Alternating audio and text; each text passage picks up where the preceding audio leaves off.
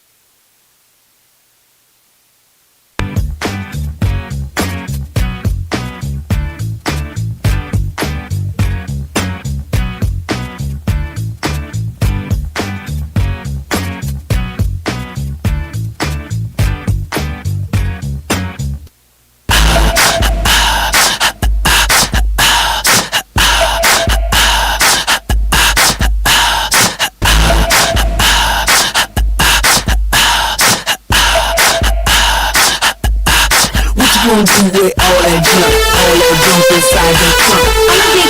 Get you drunk, get you love junk off my hump, my hump.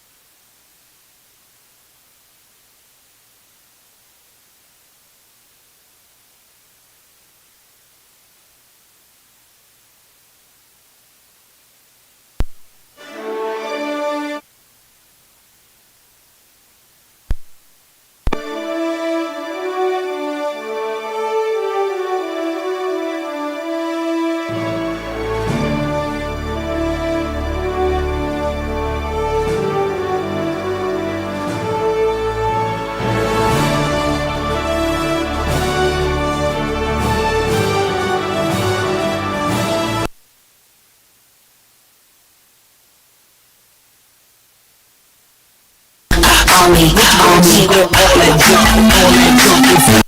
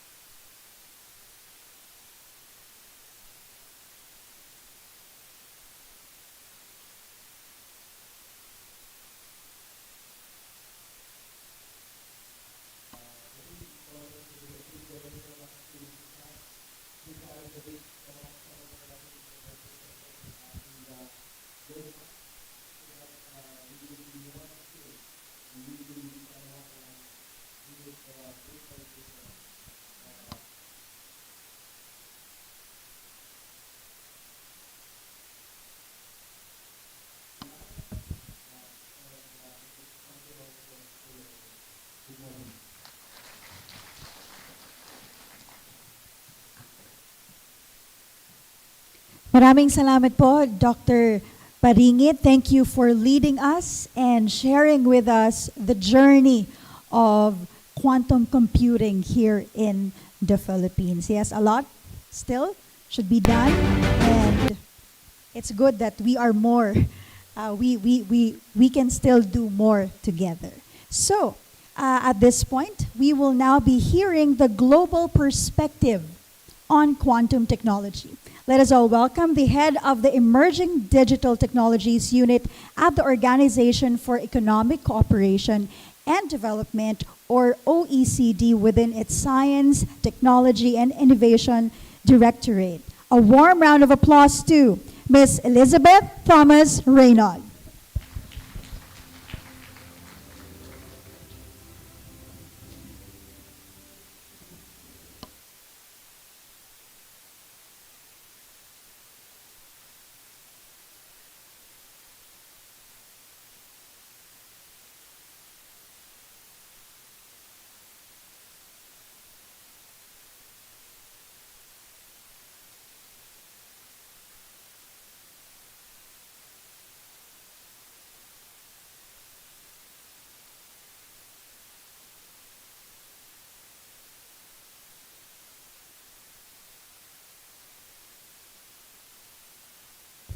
Hello, everyone.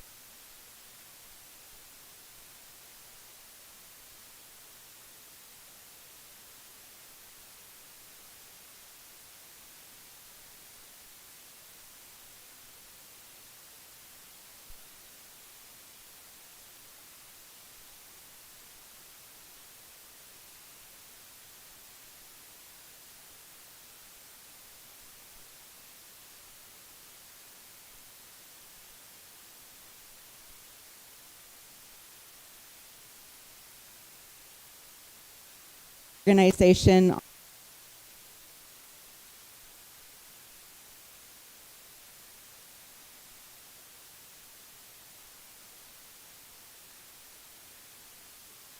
It was created in the post-war era in Europe with the Allies and a few other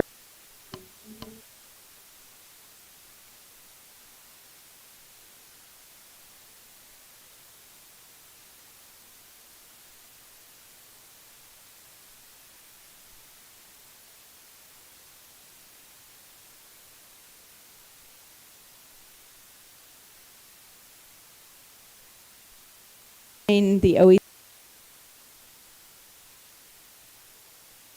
island. So it's an expanded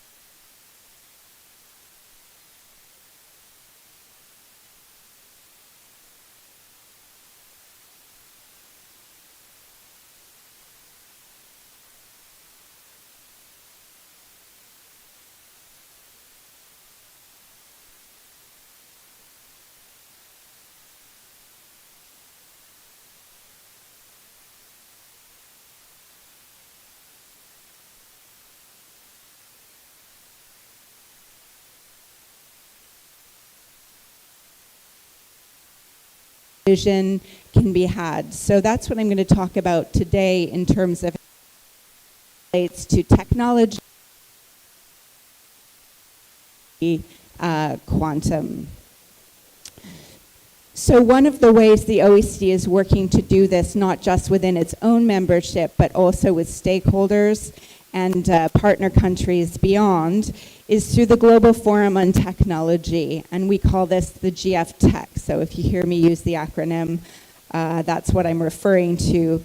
This is an initiative that was launched by the Digital Ministers meeting at the end of 2022, and really with an impetus to support a better understanding and anticipation of rapid developments in technology.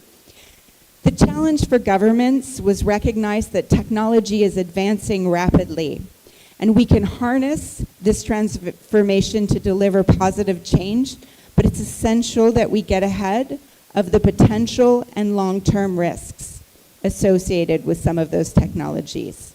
So as I mentioned, it's a mission-based initiative. The pursuit of human-centric technology development and use core So it's the members, stakeholders, and other governments and actors working together. And so in pursuing a regular, in-depth, multi-stakeholder dialogue to get ahead of the long-term. So if you imagine what you're doing here domestically with an international audience, this is very similar to what we're pursuing. And again, part of the reason we're doing this larger dialogue is to help identify policy tools and levers that would be needed to ensure these developments foster trust that are consistent with those values, and making sure that there's a diversity of voices, the right expertise allows for that informed evolution, as well as the early level buy-in of the directions that get taken. So at the launch of the Global Forum, I'll share with you a bit about that inauguration event, but we are facilitating these dialogues, and we've looked at first 3 initial technology areas. So the members identified synthetic biology, quantum technologies, and immersive technologies as areas for this focus area track of the forum. There's also a horizon scanning track of the forum that I'll talk about a little bit more in a moment. When we are looking at the technologies, as I mentioned, the values are underpinning it. So what are we looking at? What are the cross-cutting lenses that we look at? So we're looking at what is going to be the impact of these technologies on sustainable development, and how will they support the goals of resilient societies. How can we ensure that whether an academic, an industry leader, or a government agency, we're all investing in the technologies, playing a role in responsible values-based orientations? And how can we also make sure that the technology isn't evolving in a way that's going to deepen existing divides? How can we pay attention to making sure that access across the spectrum of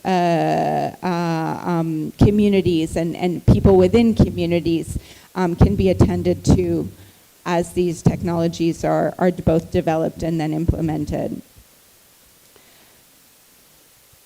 So I mentioned events. The first event that we did was an event in Paris at a minister level meeting of the council. It was our inaugural. We launched with discussions on the horizon scan, on the cross-cutting themes that I mentioned. So we had a really nice. We also did some deep dives. And at the same time, we involved the high-level policymakers. And I'll explain the value of the distinct communities. For us, the policymakers help us set that vision and the ambitions. They help put the political emphasis and resources at play. But then the experts and the working level officials can go into deeper dialogues on the potential benefits and risks, analyze those surface insights, and help also as we try to collect the data and develop the evidence base, which is an important part of our project. We also have technology-focused discussions. So our first, we had the inaugural event, we had a first quantum event in the same year, 23. Then we also had a synthetic biology event in 24. And at the later part of 24, we did a horizon scanning event. That means that we brought technologists and experts from a range of areas. We looked at megatrends, and we looked at high impact areas. This event was called The Human Future, What's on the Horizon.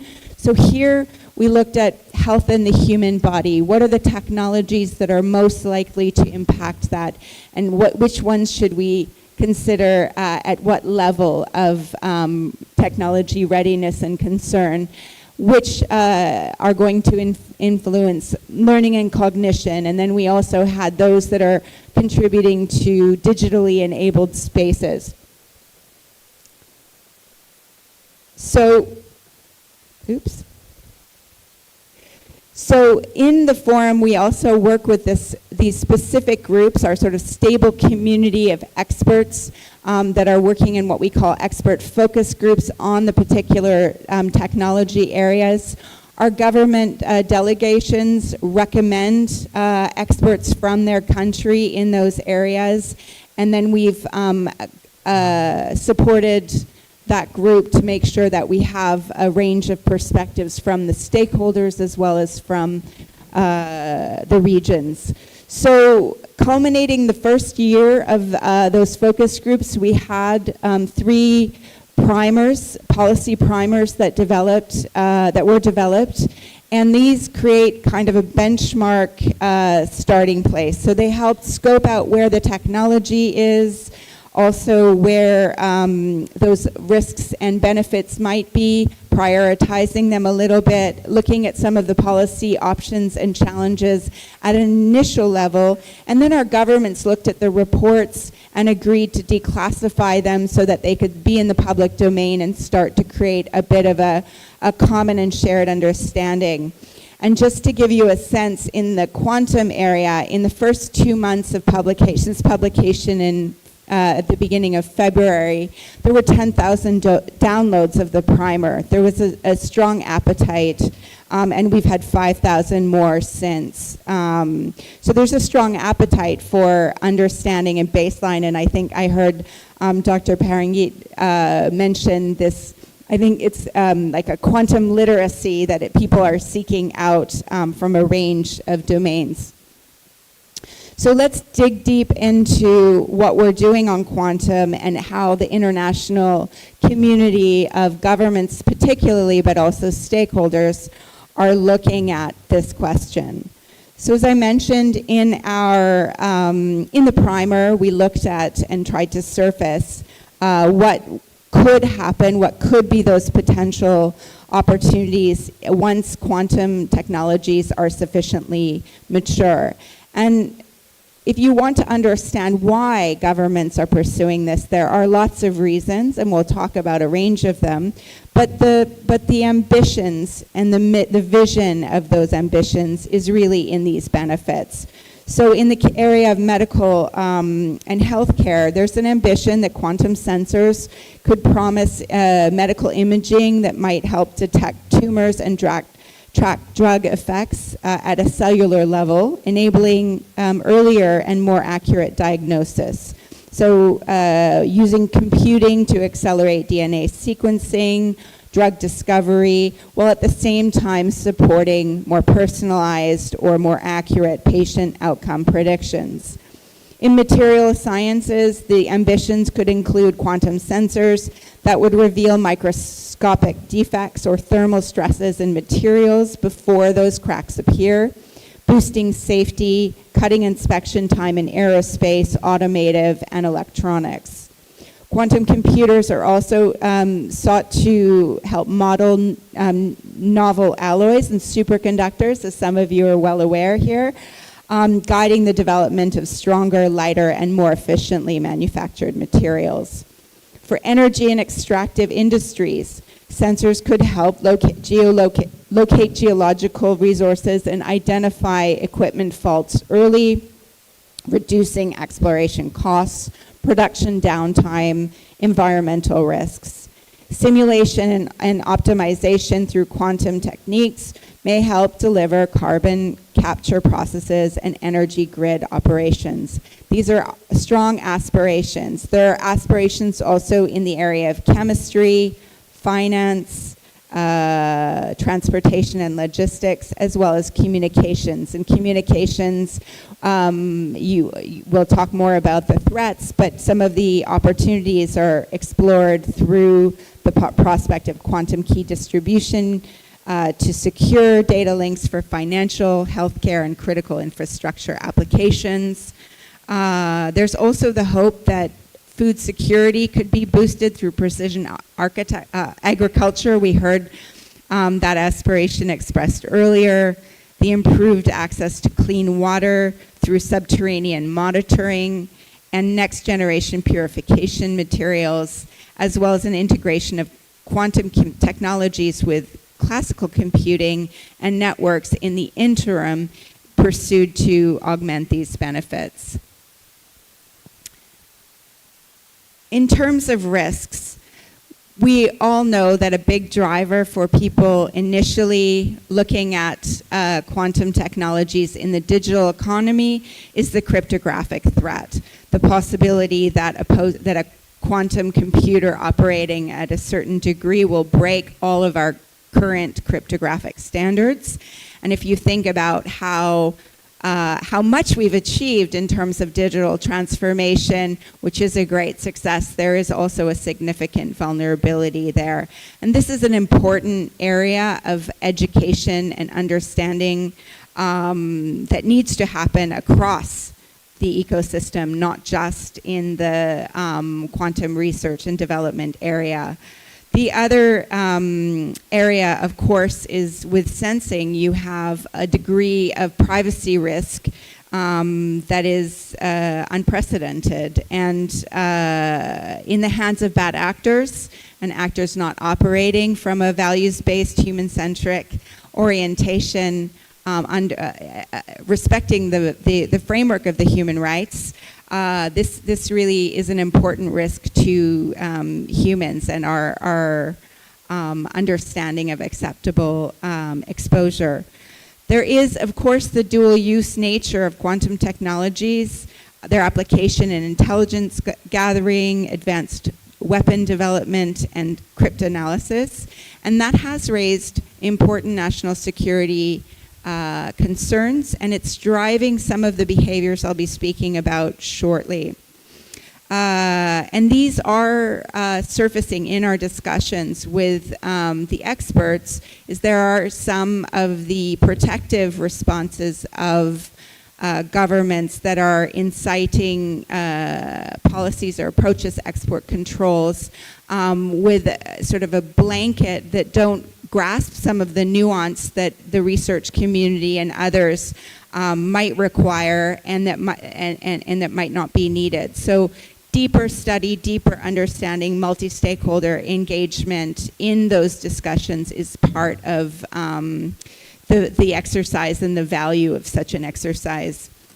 I think somebody already mentioned this earlier, but it needs to be stated that the COVID-19 pandemic reshaped the context for technology strategy, and particularly for something like quantum strategy development, because it does heighten the concerns around technological sovereignty and supply chain vulnerabilities. We heard that nobody can go it alone, and I'll talk more about that in a moment, but this era of strategic competition, particularly in critical technology areas driven by these concerns and geopolitical tensions, is an area which is driving both the challenge and the need for international cooperation. So again, I'm really delighted that the Philippines has the vision to participate and integrate in those discussions at this juncture. So one of the anxieties, of course, for governments in the area is strategic surprise. So where one country might gain a substantial advantage over its competitors because of a breakthrough or advances. And we've heard, thanks to Andre's presentation, you know, how focused some governments are and how significant those investments that are being made with that motive in mind. And as I alluded to before, there are some of those unintended consequences. So some policies can slow down progress in pursuing those benefits that we've talked about, limiting potential socioeconomic opportunities, and also siloing some of the approaches and reducing the efficiency of how we can proceed. And this is why in the work of the focus group and in the primer itself, experts said to us, and governments participating said the OECD could play an important role in facilitating discussion on scoping principles and the fundamental underpinnings of policy approaches that would head in the direction of responsible development and use of quantum technologies. And so that's a process that we've started, we're underway. Those of you in the room that work with artificial intelligence will be familiar that in 2019, OECD put out the first intergovernmental agreement on the responsible use and development of artificial intelligence with the OECD AI principles that has been taken up by 47 country adherences. It's been recognized by the G20 and also was the foundation for the global partnership on AI and its pathway to cooperation. So it's been a really important step in the discussion, and that's a piece that we've started.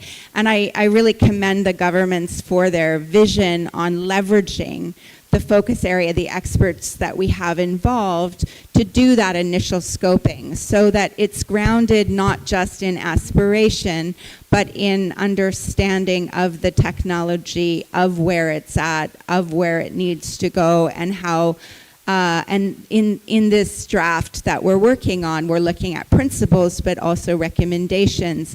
And while it will be governments that adopt this legal instrument, it's a voluntary legal instrument, but it has the weight of a legal agreement. The actors involved are also implicated in this. So there are actions and contributions that can be made by the wider community of stakeholders. So let's move on to the national strategies and policies picture. And I really appreciate coming after Andre, who painted out a lot of the big picture. And I'll just let you know that we are working on some analytical work at the moment at the OECD, where we have the national strategies and the information collected by us and provided by governments, and also then explored by the focus group. We have a database of policies as well that are used to implement those national strategies, and that work I hope will be out and public later this year, and we'll put the database up for everyone to consult and work with and use to inspire their own examples. But the UK came out early. They did like the Philippines. They first had a roadmap, and then they iterated it towards a strategy.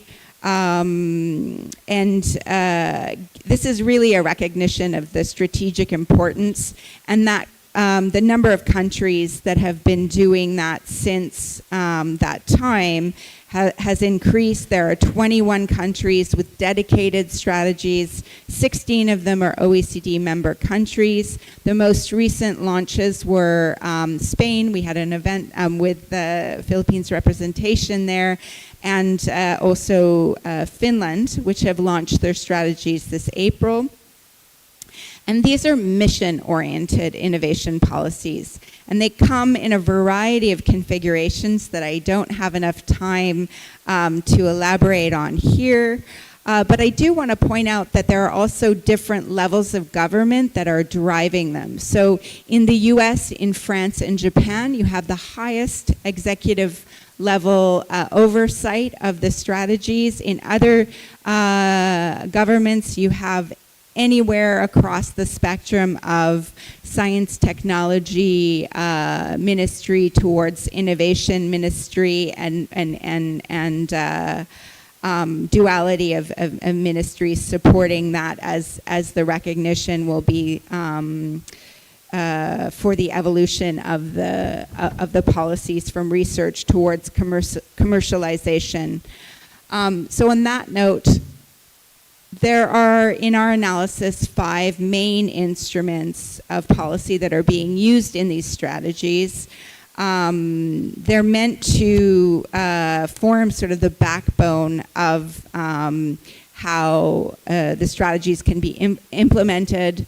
Governments are allocating institutional funding. They're awarding project grants to universities and research centers, often in partnership with business. They're hosting dedicated basic and applied research programs in quantum technologies. The institutional funding is also being used to maintain research and technology infrastructures, such as testbeds, quantum computing clouds, to facilitate rapid prototyping and application testing. Public research organizations are often also supporting skills and talent development. We saw a great slide earlier about the desire and impetus for that as part of tertiary education programs and also through workforce upskilling initiatives.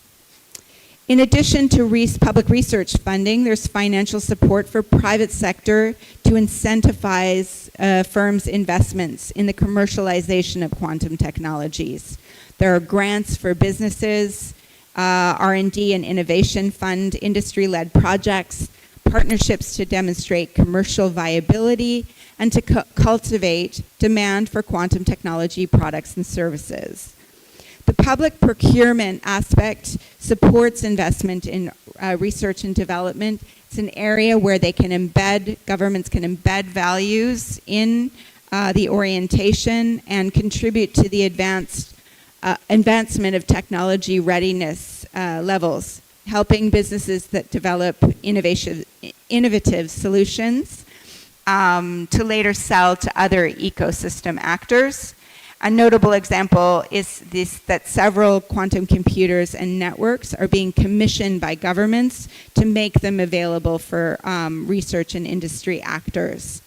And then, of course, equity financing. And I know we're going to hear from a pro on this one, but that impetus is really to support the quantum startups and young, small and medium-sized companies, an important part of ecosystem development. So we do have a number of policy work areas that we are contributing to at the OECD.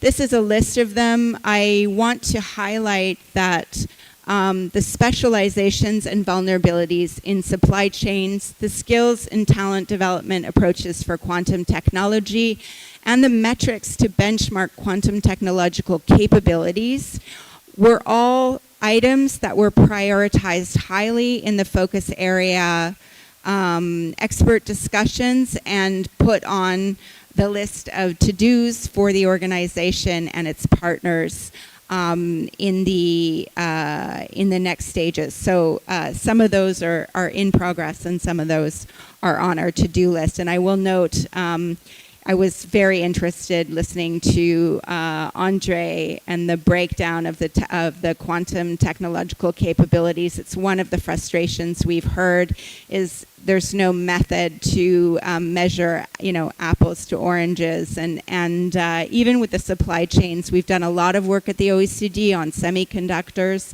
We have a lot of great global value chain data that we can use for that in quantum. Of course, it doesn't exist yet. So this is quite a big challenge, and I think you're going to hear more about different people doing pieces of this. And I just want to reiterate that it's great when we meet and we get together and we can look at how we cooperate, how we each form a piece of the puzzle to advance this together. Recently to have our Global Forum on Technology event in Madrid at the launch of the national strategy. We talked about these topics here. We had Dr. Parangi with us. You'll actually see him up on the screen, talking to us a little bit about the Philippines' perspective on some of these issues.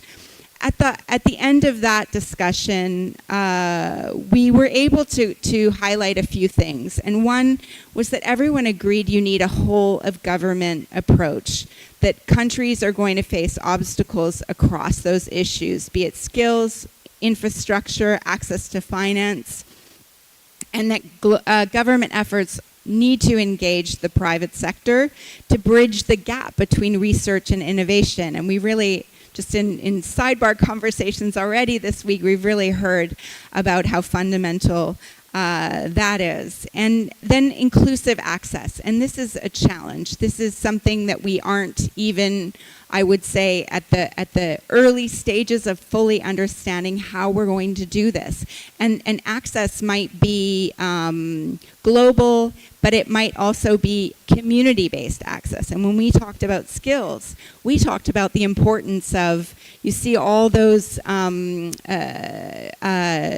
areas that will be needed across the quantum technical side, but there's actually going to be a lot of quantum literacy that's going to be needed. And the multidisciplinary areas of skills are in hot competition with other technology areas. So it's not just AI that's stealing the VC finance from other areas, it's also potentially orienting and focusing talent that would otherwise be missed. So this is a group project for us all.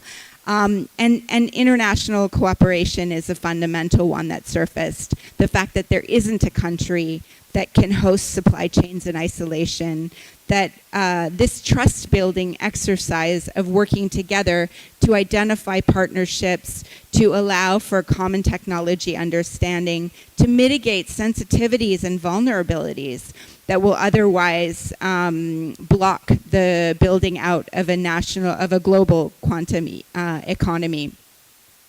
And also that we need some of those, we need both. We need the experts and we also need the high-level exchanges to help break through some of the political log jams and to help promote and encourage robust supply chains and interoperability. And of course, it's the International Year of Quantum, so it's a very timely moment to have this discussion. And again, I really applaud your efforts here in the Philippines to convene this kind of a discussion.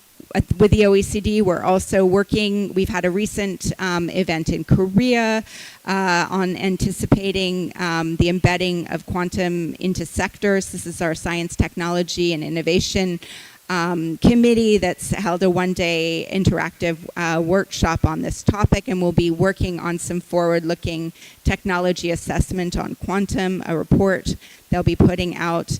I also wanted to flag that our colleagues on AI, I mentioned the principles before, they're ahead of us on the trajectory. They've been, since they did their principles, they've been looking at a lot of different policies and tools that can help people implement and pursue the path to the technological development that will lead to alignment with those principles. And they have something called the AI Policy Toolkit and a joint workshop with ASEAN is taking place in Thailand, thanks to the Ministry of Foreign Affairs of Japan and the Foreign Ministry of Thailand. With a regional emphasis on Southeast Asia. So even if the OECD is headquartered in Paris, we are working a lot with friends in different places. And that's my last slide, is we want to continue our conversation through the Global Forum. We've been able to engage with 38 countries beyond the OECD membership, alongside them with other stakeholders. Some of these are all governments that have engaged, but we have a lot of nationals in our expert group from a variety of countries. On the right side, please take note of the links and feel free to follow us on LinkedIn or check out our resources on the website. There's a lot there. That's you're who we're doing this for. So let's keep working together to pathfind this route to cooperation and well evidence-based policy choices. So let me know if you want to know more, and thank you very much for having me.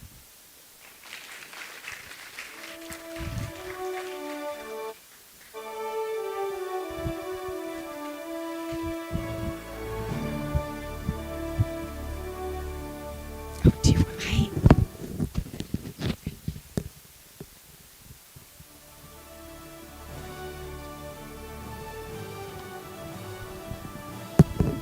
Hello. So I hope everyone was able to learn from Miss Elizabeth's keynote, and we want to show our appreciation. And I know at this point, I know most of you have some questions. So now we will be inviting again all on the stage our keynote speakers from the past three keynote sessions.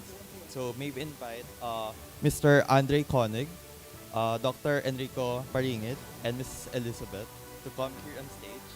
And also, I would like to invite Mr. Elmer C. Paramo, the Senior Science Research Specialist at DOST Advanced Science and Technology Institute. So, um, may I ask them to come on stage?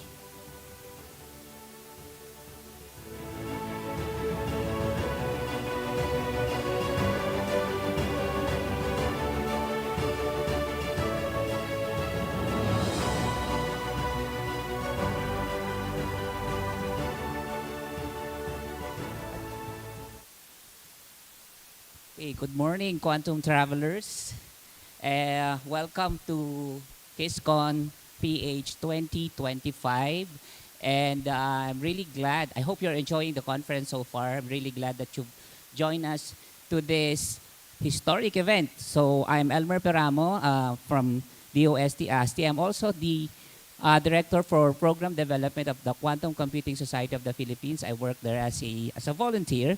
And for the next 15 minutes, we're going to uh, be trading comfort of theory for the heat of strategy. So we're going to be talking about shaping the future, a national quantum strategy dialogue. So we've just heard sweeping keynotes from industry, government R&D, and global policy arena. So the obvious question now is, how do we turn these bold ideas into a coherent national game plan that actually lands Filipino labs, classrooms, and startups? So we will begin the conversation. So let me reintroduce to you. Uh, Joining with me fireside are Mr. Andre Koenig, Chairman of One Quantum Global, and Dr. Enrico Paringit, Executive Director of the DOST Philippine Council for Industry, Energy, and Emerging Technology Research and Development, and Miss Elizabeth Thomas Reynolds, I hope I pronounced that right, who leads the OECD's Emerging Digital Technology Unit. So 3 vantage points, 1 mission. So we want to build a strategy that will survive first contact with reality. So I have some questions here. So I'll probably start with this one. Any one of you can answer this one. Since Elizabeth have just presented her keynote, so the OECD's Global Forum on Technology urges every country to frame responsible, values-based, rights-oriented technology as it builds quantum capacity. Now, so I'm actually also in the field of artificial intelligence. Now, if you fuse quantum with our existing AI ambitions, what pillars should anchor a national quantum AI strategy for the Philippines so that it delivers both economic value and social trust?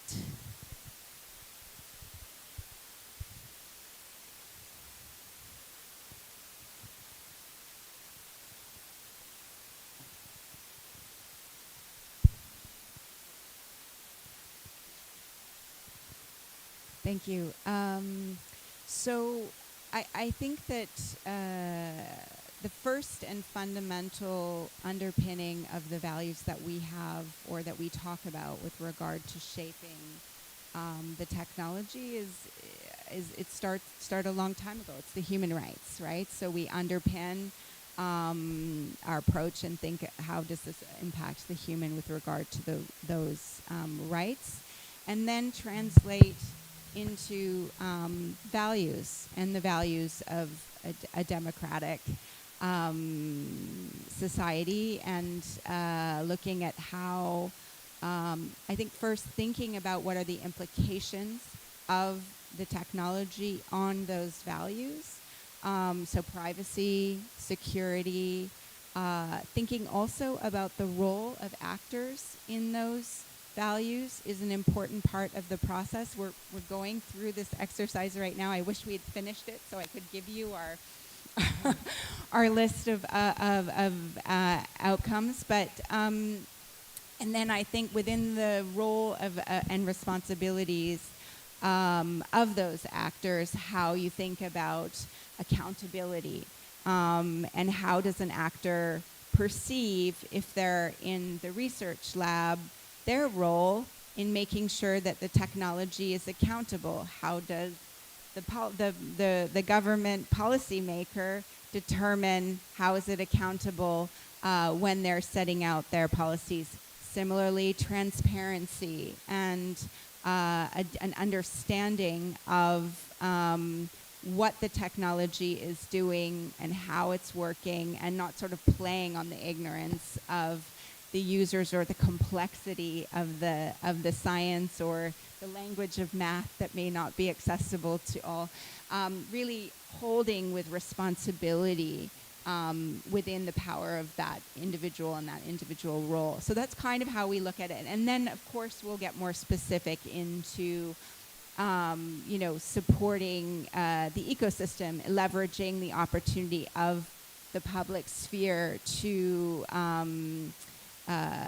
both make it mission-oriented, the resources that are indicated, responsible. I've also heard we're still debating how we capture that, but responsible, so making sure that you're not just throwing money around to anything and everything, but that you really know where that money is going and for what aim.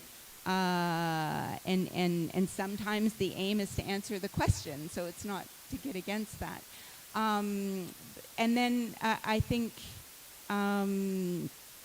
the only other thing I will say that's really, really fundamental in the exercise is to have a responsibility to be well informed and well aware of, a bit like what you're doing today, is bringing in the different stakeholders to make sure that you're not trying to set policy with blinders on, and to actually have dialogues and understand what that human impact is going to be. Those are pretty critical. Thank you, Elizabeth. So, yeah, so we would really start with the human element, of course, yeah. Dr. Paringit, would you like to add something to that or take a stab at the question? Yes, I mentioned earlier that one of the aspirations really in us moving forward with our quantum ambitions is, the economic benefit promises it intends we're envisioning it to provide. And so, but this cannot be alone done through, small initiatives, independent, or how should I say, projects done in silos. We long realized, well, maybe in other programs and projects, that we need to have a shared vision of what we want in the future, and we need to put out that vision from the beginning. As you know, of course, we foster technology development through R&D, but we also recognize that there are some prerequisites to it, and one of them is, of course, the capacity building. So we need to look also at in terms of human capital or human resource, we need to look out for skills development along these lines. And that's what we're also most concerned for. In fact, as I have mentioned earlier, one of the reasons why it seems that we're not moving as fast or keeping pace with our roadmap is that we lack that kind of workforce to move it up. No? And so it's one of the things that we really need to put investments in. Second is that we need to also look at it at the end game of these projects. They might have significant outputs and technologies, but we need to cater to them in making sure that they are applied, that it goes to market, that it creates some kind of traction. And sometimes that's also what is needing. Of course, PSHORD is also known in the community as supporters of startups and PBIs and supporting spin-off projects.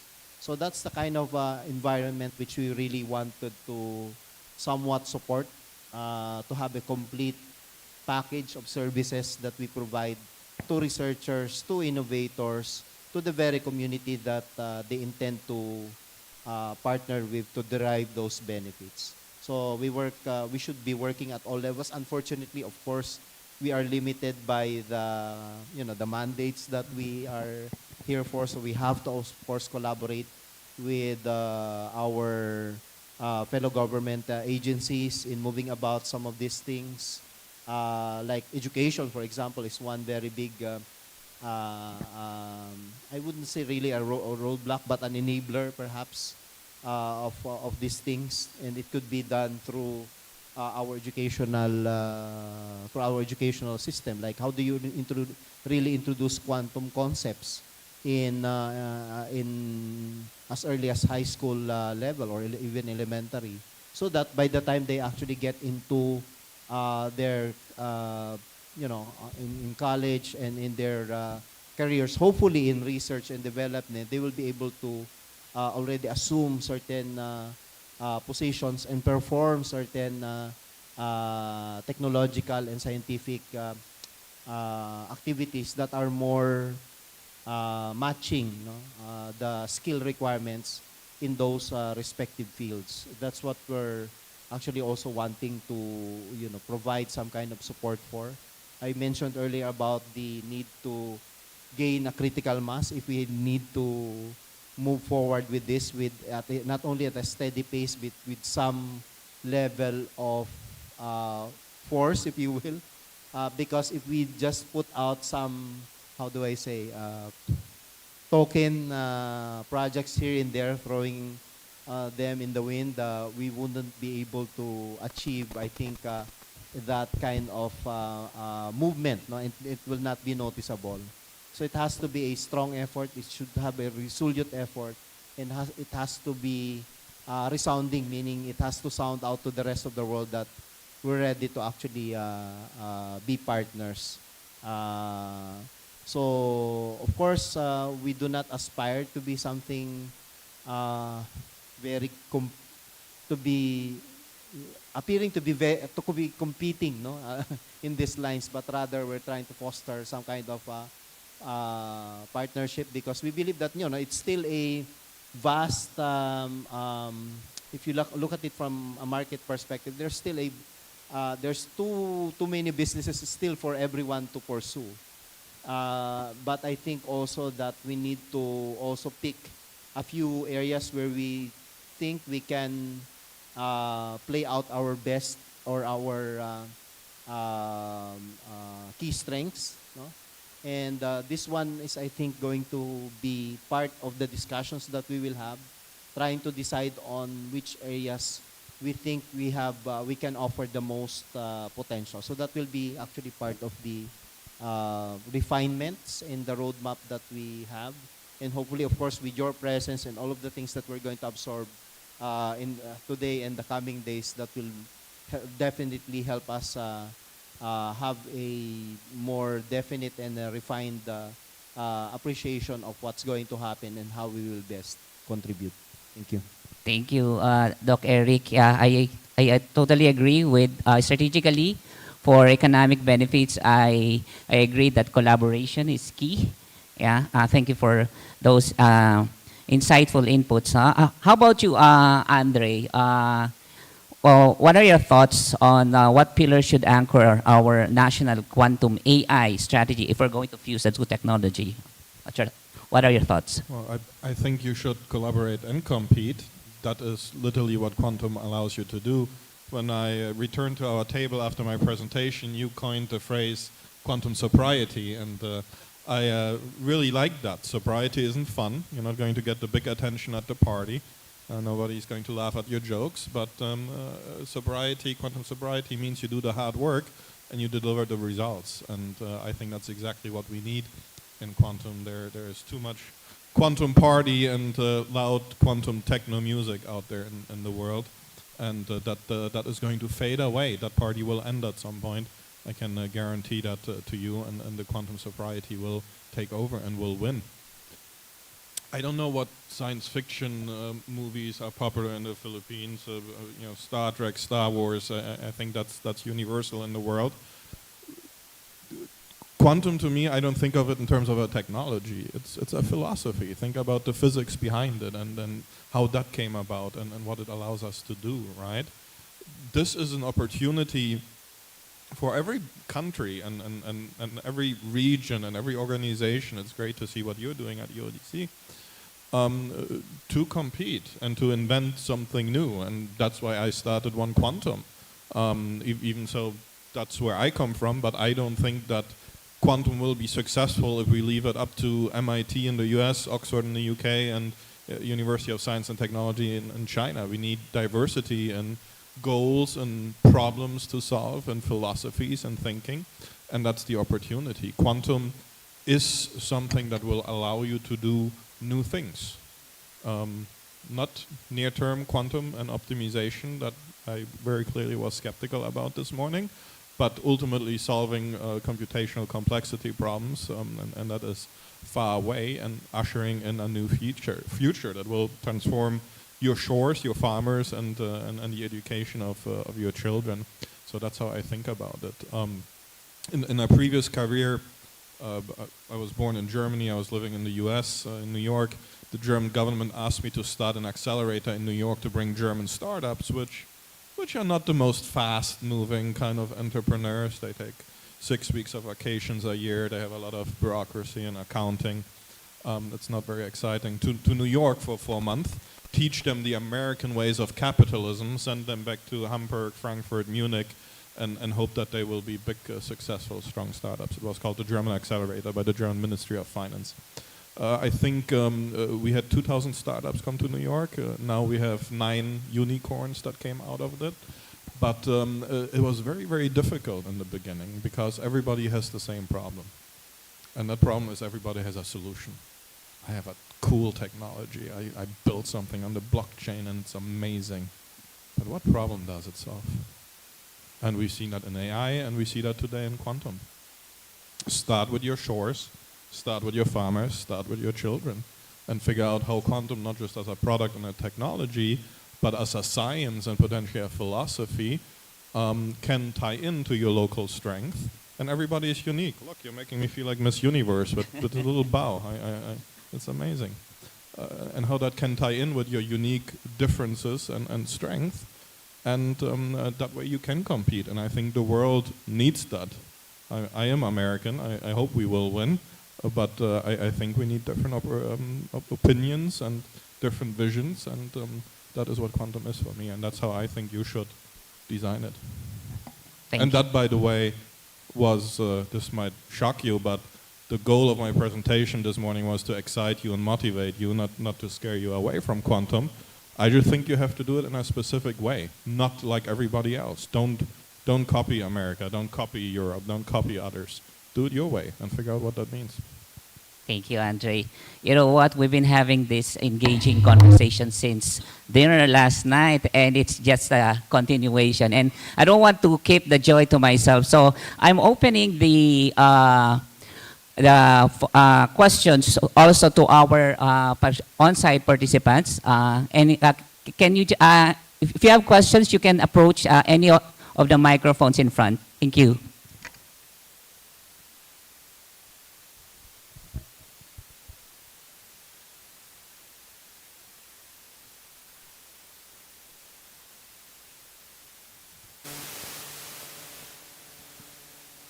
Good morning. Hello?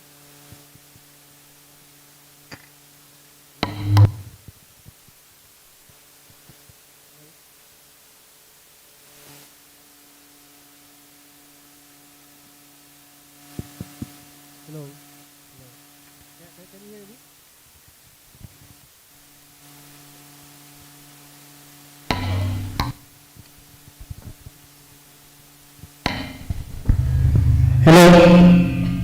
Hello, good morning. Thank you very much for this very insightful talks. This morning, we talked about the challenge to apply quantum in agriculture because that is where really quantum can be helpful, not on theoretical proof. And also, Dr. Paringit actually discussed about how the OST supports the initiatives and how they have this funding, and OECD is actually talks about collaboration and all of these things. And during the discussion with Dr. Elmer, Dr. Paringit actually stressed out the importance of integrating quantum education at the different levels, elementary, high school, as well in college. So with that, I think I agree with that vision, you know, because if we really have to make quantum a reality, not just a hype, we really need to start discussing these lessons to the students, integrating them to the curriculum, integrating them to the academe. So my question really is based on, is there a standard curriculum, or are there any suggested subjects approach to really teach quantum in these different levels? Because I understand that we already have standards for adapting AI and how to go about it. But in terms of quantum, do we have a pathway that we can look at as a standard so that it can guide us crafting our curriculum so that we can enjoy the benefits of the concept as well as the application? And maybe do we have the government support? Say, for example, if we go for quantum, and can the academe access machines that allows them to experience how quantum computing is applied beyond the classroom? Thank you. Thank you. Well, thank you. Thanks for the question. Yes, sir. Well, as I mentioned earlier, we perform just according to our mandate, but of course we have discussions and dialogues going on with higher education institutions, even our Department of Education, on how to move forward with this. And one of the things that we observed out there is that there are training modules or materials that are available. I think IBM has that material. They're more suitable for high school level, senior high school level. And we wanted to actually reach out to them and tell them that we're interested to roll out a few so that we can start off this picking, you know, the interest of high school students at least start them off. And I think also one of the pathways is to, of course, engage our quantum society in going down to maybe the high school level and making sure also that whatever materials and learning that we got from delivering that training, to propose yet again another topic, perhaps we will be met with some kind of inertia. So maybe it's just a matter of packaging the material so that it will be compatible with with the materials that's already in the curriculum, like physics, for example. And for that, I think we need to reach out to our organizations. Bobby's coming forward. Maybe he likes to say something about this, but that's one of the ways by which we wanted to move this forward, because we're pretty concerned that in the future, although we might have as many people in the working age, they might not be as ready to be in the quantum workforce, if we put it like that. So we have to get them ready. I think this is one of the priorities that we need to bring into the table. Thank you. I think we still have time for one more question. Yes.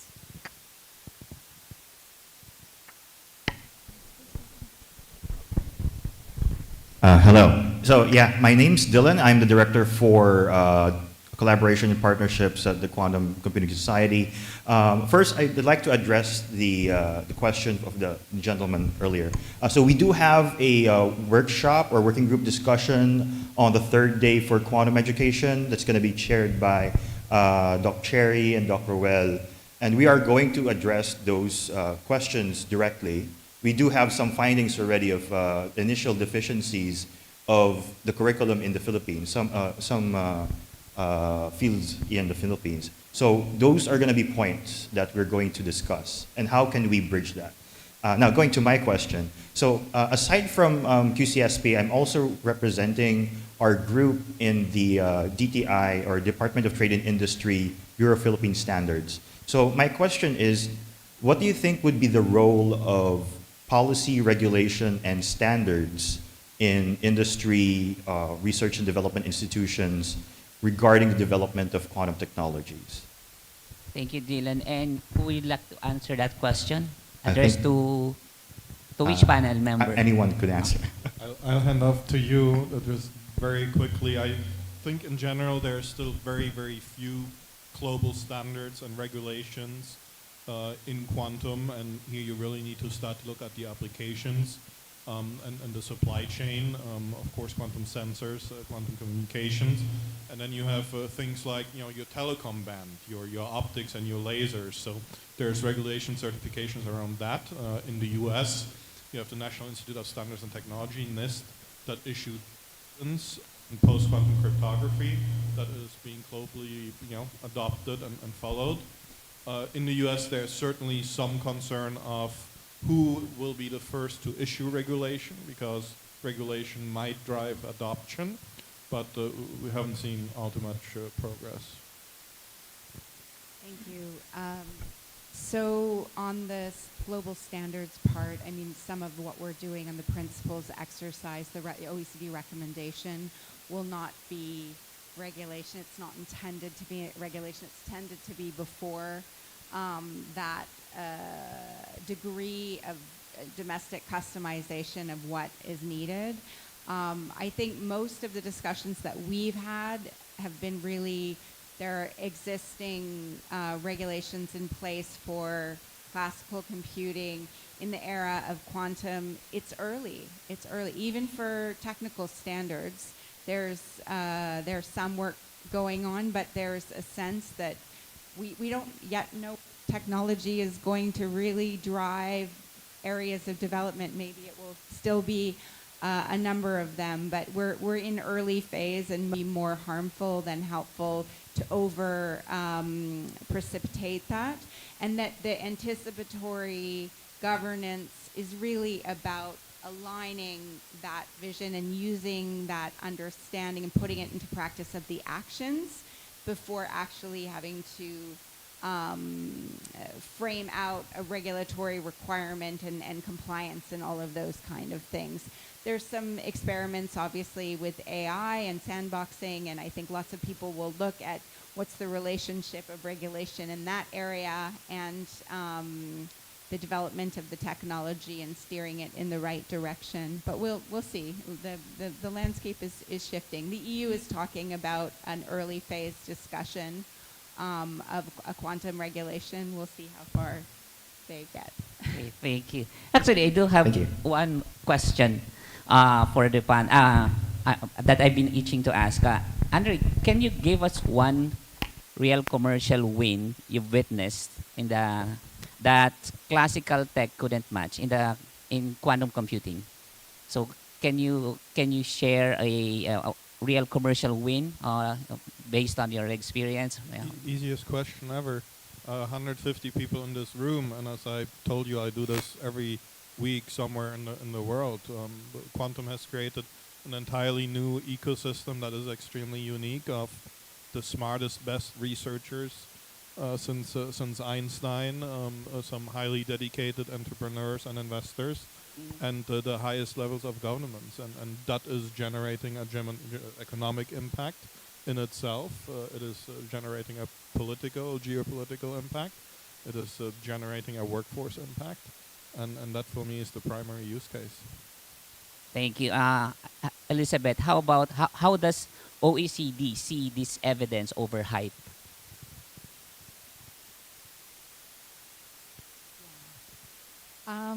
I mean, I think we recognize that there, in the primer, for example, we really frame out that there are aspirations, like I said before. There's, you need to know where north is, or you don't have your compass set. And the governments really are setting their compass with that ambitious north I described.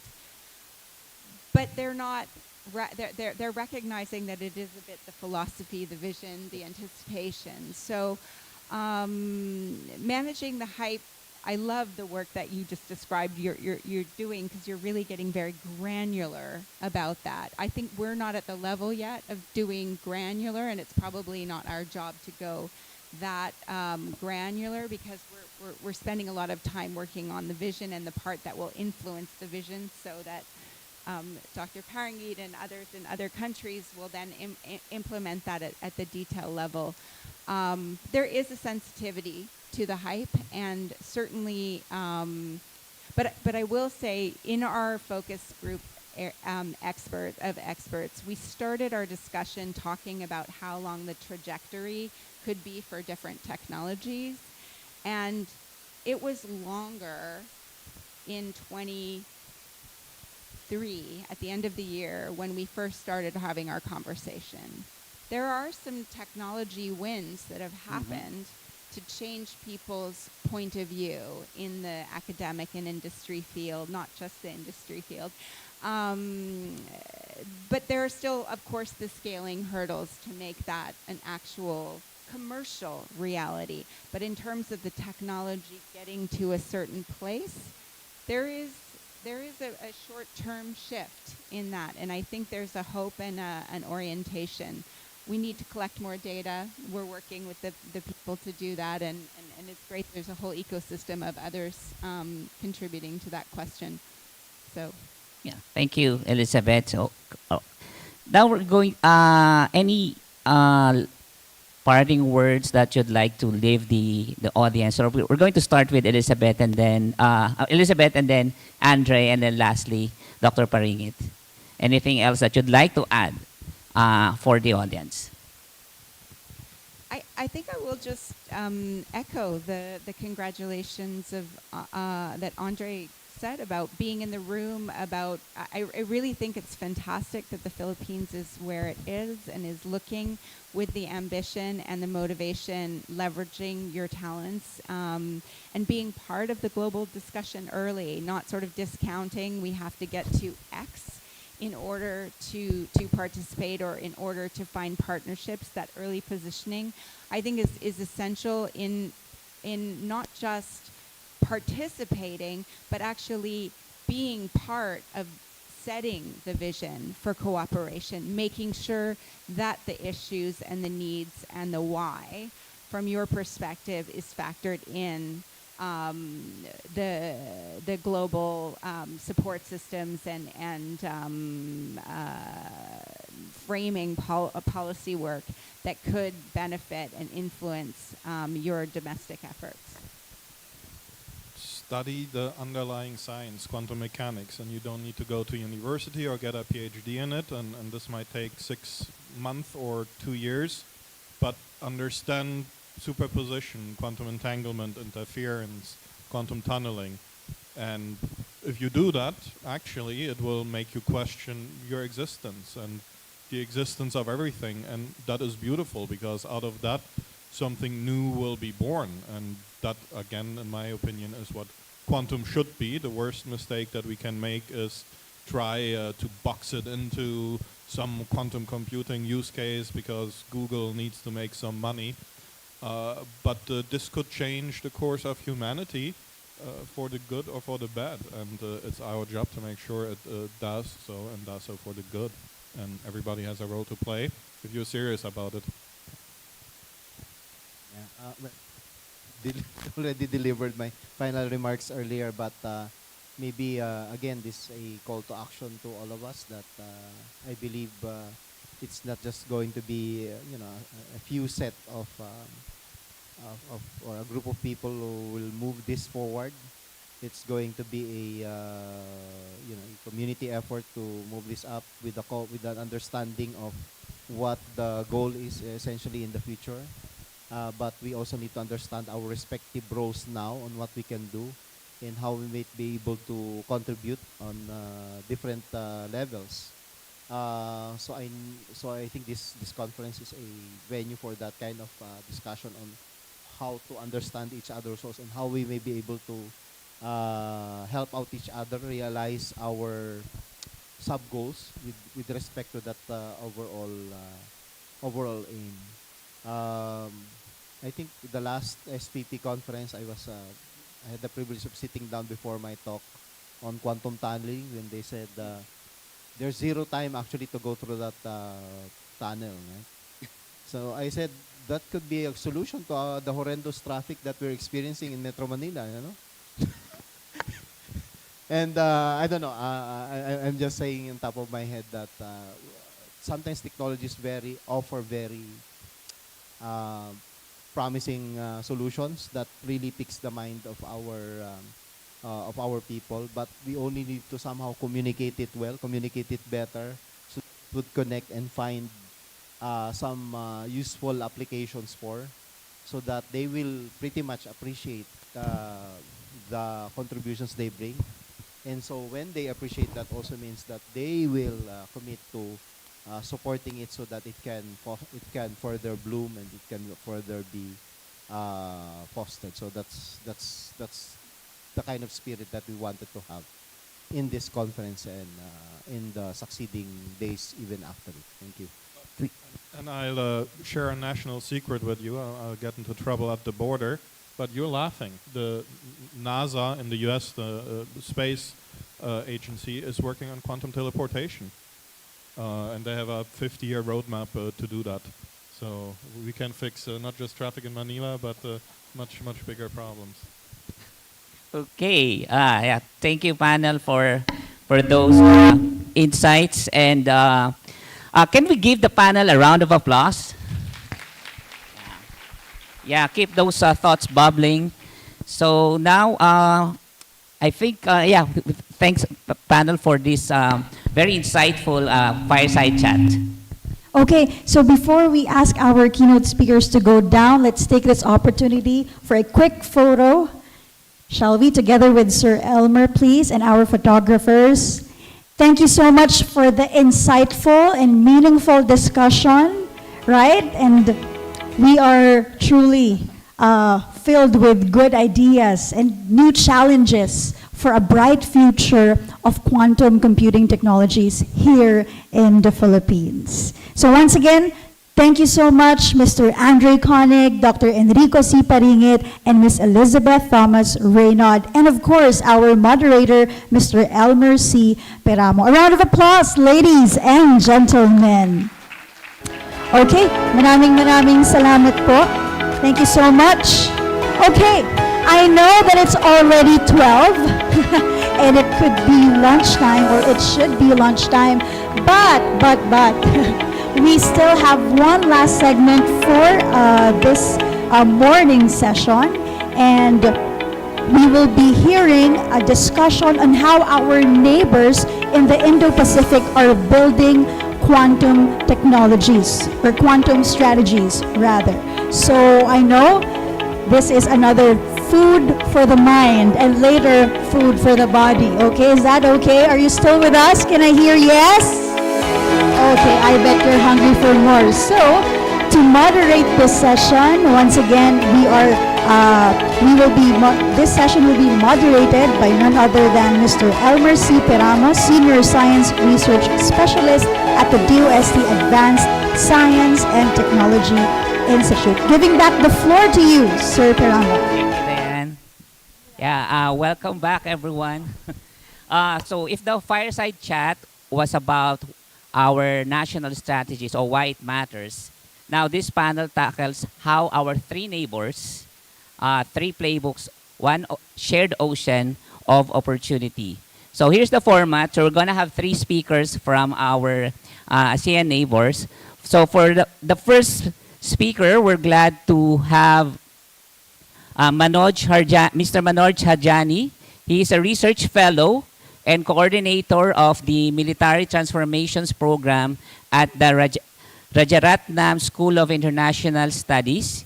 His research focuses on regulation and governance, critical and emerging technologies.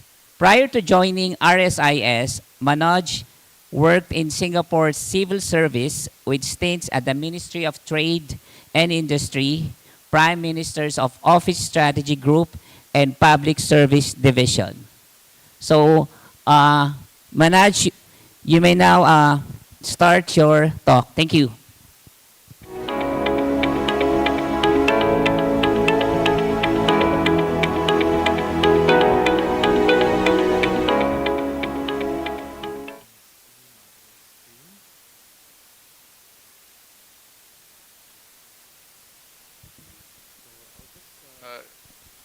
Give you a quick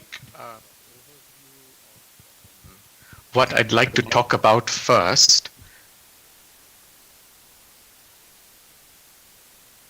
So I'll spend a little bit of time talking about Singapore's quantum journey, then get into the strategy itself, and talk about some challenges and opportunities.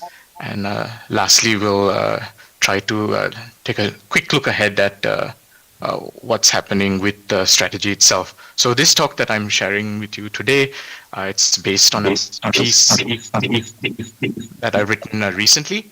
And if you'd like to, you can scan the QR code on the screen to read it at your leisure.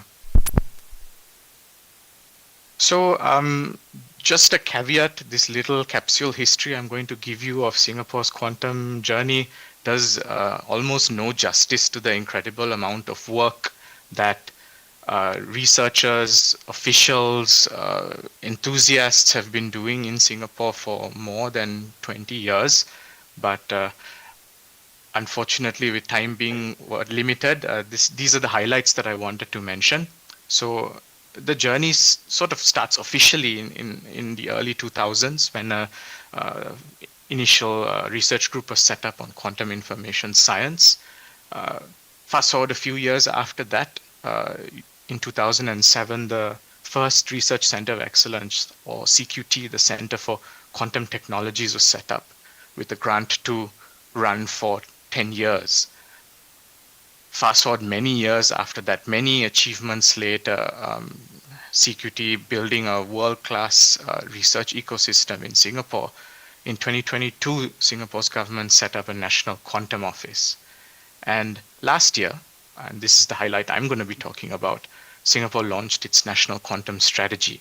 And this is backed by about $300 million under what's called the Research, Innovation and Enterprise 2025 plan. So this is a plan that guides public sector R&D in Singapore. Now, the National Quantum Strategy responsibility to implement that lies with Singapore's National Quantum Office.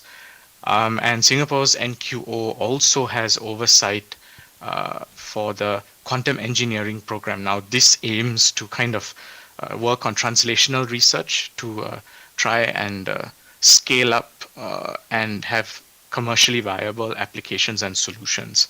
It's been around for about 7 years now. And as you can see, the funding has been topped up over time. Now, through the quantum engineering program, the NQO also supports various other national initiatives. So as you can see on the screen, a national quantum safe network to trial quantum safe communication technologies, a national quantum computing hub to build domestic capacity in quantum computing, and a national quantum federated foundry. So this looks at design and fabrication capacity for quantum devices. Now, let's move on to talk about the national quantum strategy itself. So the vision is actually quite straightforward: strengthen Singapore's position as a leading hub for developing and deploying quantum technologies. And this is a desired outcome that has been constant across Singapore science and tech policies for many decades. Now, within the NQS, there are actually 4 strategic thrusts: scientific excellence, engineering capabilities, innovation and enterprise partnerships, and talent. And I'll be going through each of these in turn. Okay, so here you've got an overview of sort of the main thrusts of the National Quantum Strategy. As I mentioned, I'll be covering each of these in turn. So when it comes to scientific excellence, the main initiative under the strategy is to support the elevation of CQT into a national flagship research center. Now that happened earlier this year, and what that means is that CQT is now overseeing research nodes across 3 of the major universities in Singapore: NUS, National University of Singapore; NTU, Nanyang Technological University; and SUTD, Singapore University of Technology and Design. And there's also another research node in the Agency for Science, Technology and Research, which is Singapore's national R&D organization. It's a public sector agency. And as you can see in the little diagram on the right-hand side of the slide, the idea is that there will be other universities participating down the line. But for now, this is the system that CQT manages. Let's move on to engineering capabilities. And this, I think, is actually a very key pillar of the strategy, because the quantum engineering program, which, as I mentioned, has been around since 2018 and has received, additional funding some years ago, it's being enhanced with 2 additional national programs: the National Quantum Sensor Program and the National Quantum Processor Initiative. So for NQSP, that was launched last year in August, and it's got a few focus areas that are kind of very closely related to possibilities for commercial applications. So in PNT, in biomedical sensing and imaging, and also in remote sensing.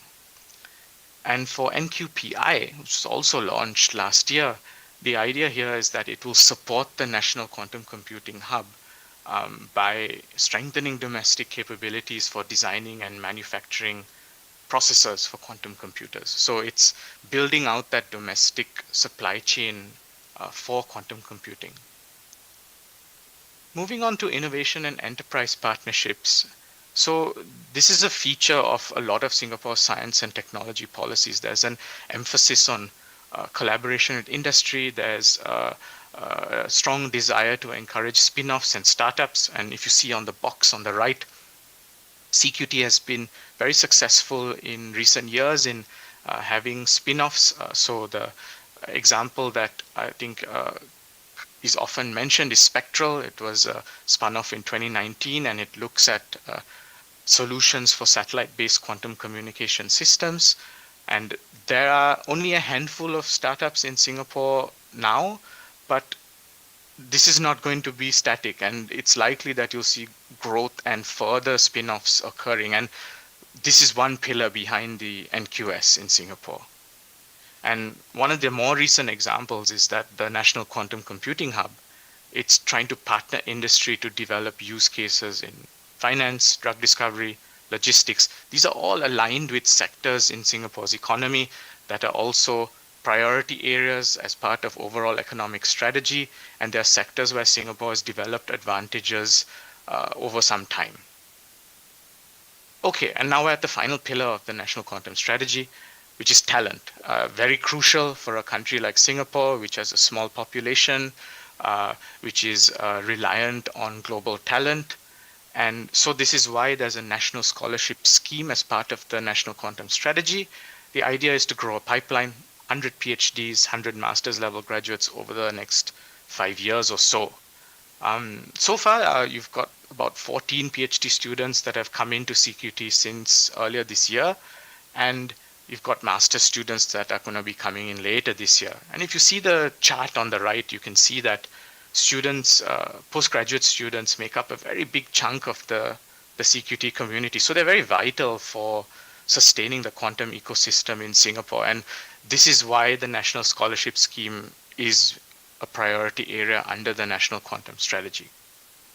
Now, that's it for unpacking the quantum strategy. Let me get into the challenges. Now, I mean, this depending on your perspective, I hope it's taken in the right spirit. But the sense that I have is that currently the NQS is lacking a translation of its vision into milestones. I think especially it's difficult to understand what a leading hub looks like in practical terms, with so much competition and hype and changes happening in the quantum ecosystem. How do you assess the returns on the 300 million that's backing the NQS? So I think that's an important question that needs to be addressed.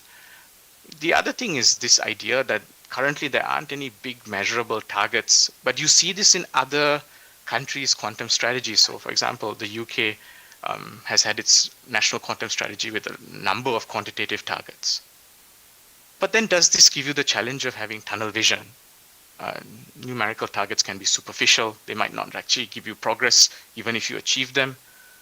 And Japan's tried to address this challenge by doing ongoing studies of how the quantum ecosystem has changed since its strategy was launched, and then trying to implement these course corrections while maintaining the continuity of its overall strategy. But I still feel that metrics matter because they drive behavior. They set kind of a North Star for people in the ecosystem. And so I think Australia's approach might be worth taking a look at. You've got no specifically defined targets in targets. The other area that's a big challenge for the NQS is that it seems like its talent pillar, which is, it's laudable, the effort to have a national scholarship scheme, but it's quite dependent on PhD and master students. And this is something that I think looking to the US might be a good opportunity. So you've got the need to create alternate pathways to enter the quantum industry, because at some point it's going to grow beyond the ability of PhD and master students to fill all of the roles. And I think what the US is doing in terms of its workforce development is something that I think could be a useful lesson. And lastly, in terms of challenges, I think the social and ethical implications of quantum technologies have yet to be addressed directly in the national strategy. And here's where I see the example of the Netherlands being very helpful. They've got a Center for Quantum and Society, and they've been looking at ethical and legal frameworks in support of what we can call quantum for good. So this is all not doom and gloom. You've got a lot of opportunities ahead for the strategy. I think Singapore's in a great position to lead on regional standards, lead on governance frameworks. This could be through an ASEAN forum, or it could involve some sort of translation of global standards that are already being developed. I think the possibilities are quite open at this stage. And the other thing that I think is a fantastic opportunity for the National Quantum Strategy is to see how to capture the sizable regional market that I estimate will be there in the long term for quantum computing as a service and for quantum safe communication solutions. These will be areas that I think will be in high demand in a region where there may not be as much domestic quantum computing capacity necessitating accessing it as a service, and where there will be a strong demand for security for communications networks. So that's where the quantum safe part comes in. And now, the last part of my presentation, a quick look ahead. We've got the next edition of the Research, Innovation and Enterprise Plan covering the next 5 years. That's due later this year. My guess is that there's going to be some potential adjustments to the National Quantum Strategy, even if the document itself doesn't get updated. And here it's really going to be about what are the funding priorities that are being set. Now, with that said, I think you're probably going to see a refresh to the National Quantum Strategy, maybe in a few years' time. But what that means is the National Quantum Office, CQT, they'll have to work hand in hand to keep tracking what's changing, not only in the technology space, but also how other countries are, putting out their new approaches, how they're changing current approaches. And that needs to then inform a strategy refresh a couple of years down the road. Now, one of the things that I mentioned earlier, which I think is going to be a big factor there, is that you're probably going to have a lot more quantum startups. And it might mean that in a refreshed National Quantum Strategy, you've got to give more weight to how to advance the industry ecosystem and also the associated value and supply chains. And I'll stop there. If you missed the QR code for the piece, it's up here. Thank you so much.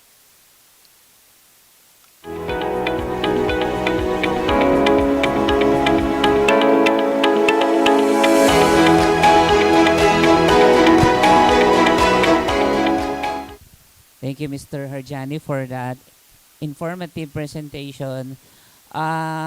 Singapore is one of those countries that the Philippines would like to emulate in terms of the implementation of emerging technologies. And I'd like to see if our participants here have some questions for you, Mr. Harjani. Any question from the audience? Yeah, but I see currently none. But Mr. Harjani, I'm curious to know, how is Singapore convincing young engineers to pick quantum over, for example, fintech or AI? And how is that working? How do you really convince those you mentioned PhD or master's degree holder to choose quantum over other emerging technologies? Thanks so much. That's a really good question. I don't think there's any sort of overt, pick quantum over the rest kind of narrative in the Singapore ecosystem. There are so many competing sectors with a big shortage of talent. So I think Singapore tends to stay away from trying to, get the sectors to compete with each other. It's already a very difficult environment in terms of attracting talent. But I would say that there's been, an effort to roll out more access to master's and PhD programs in the Singapore universities. And this is not only benefiting Singaporean students, but also regional and students from basically anywhere in the world. So I think the push for talent from the Singapore perspective is always global in nature. We're just too small a country to focus on our domestic population. Yeah, thank you. Thank you. Also, I'd like to ask, I think some of the participants would be interested to know, like, could the Philippine researchers plug into some of your test beds in Singapore or training programs? And how would you advise us to on that route? Okay, so I can't speak for government policy, but what I can see, at least from where I stand, is that a lot of the initiatives right now are kind of geared towards building up domestic capacity, working with domestic industry players. That doesn't mean, though, that at a later stage it will preclude regional cooperation, inviting the participation of other countries. And I've kind of been a very steady advocate for building out the ASEAN level ecosystem. I think that it's just because you've got 10 countries with different levels of development, it doesn't mean that you don't start to think about some of these longer term challenges and adoption of some of the more exciting emerging technologies. So I think that's where there's a lot of opportunity down the road. But at least for now, I think a lot of the initiatives under the National Quantum Strategy are geared towards strengthening the domestic ecosystem. There is definitely a big part of the work that NQO does, which involves international engagement. And I'm sure there will be plenty of opportunities down the road for not just regional countries, but sort of any country to work with Singapore to plug into what they're doing. And you do see some of these agreements and MOUs being signed. So I expect that there'll be more of that going down the road. Thank you. Yeah, we're going to be on the lookout for that. Let's give Mr. Ajani a round of applause. Thank you again for your presentation. Okay, now from Singapore, we now go to Indonesia. We're blessed to have Mr. Muhammad Hamza Fauzi online. He is a senior researcher, head of Brain Research Center of Quantum Physics. Senior researcher and he was the group leader for the Quantum Devices and Technology Research Group. He obtained his doctoral degree from Tohoku University, Japan in 2013, specializing in quantum transport and quantum devices. Let's hear it from Dr. Fauzi.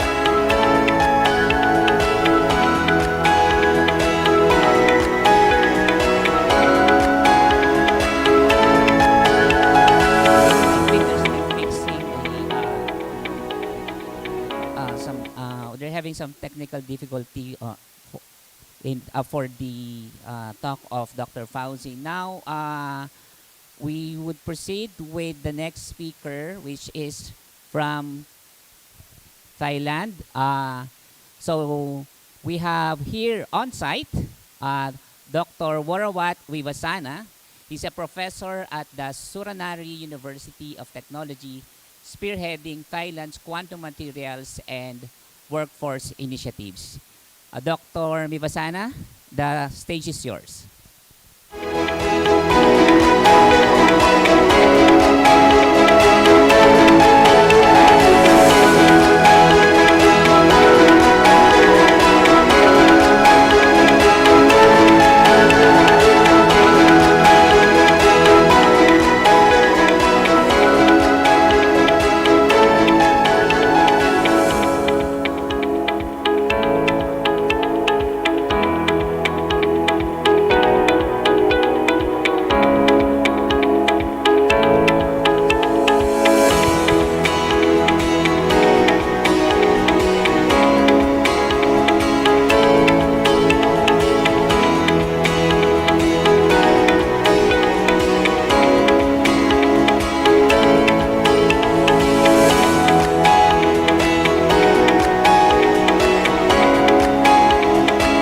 Okay, let's give it up for Dr. Vivasana.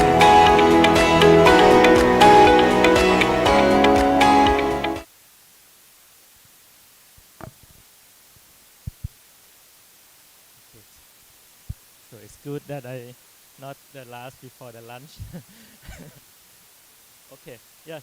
So hello everyone. So my name is Warawat. So I'm the head of the so-called the QTRIC. So it's our consortium. We call Quantum Technical Research Initiative Consortium of QTRIC in Thailand. So we have about 120 professors and researchers in the consortium from 17 institutes in Thailand and also to startup. This is supported by the Ministry of Higher Education, Science, Research and Innovation. It's a long name. And also the agency is PIMUB. So I think I will not probably, the talk now is probably not include everything, but I probably try to emphasize only a few points on the strategy and then hope that maybe get some those points across during my talk. Okay. So I will probably, with the limited of time, so I will skip a lot of slides, but I go too fast in some of the slides. So this is the motivation that, just to say that at the beginning and also wrap up at the end as well. So when they talk about quantum, so what we see is that it's something that can change dramatically. So we see in the past, and look in the future is quite difficult, but look in the backward is quite clear. Like when you change from analog to digital, there are so many opportunities, and then that's something that we hope that we could be part of it, or how we can assert ourselves into contribute something to this change that we hope that we will see in the sooner or later that the impact will be large.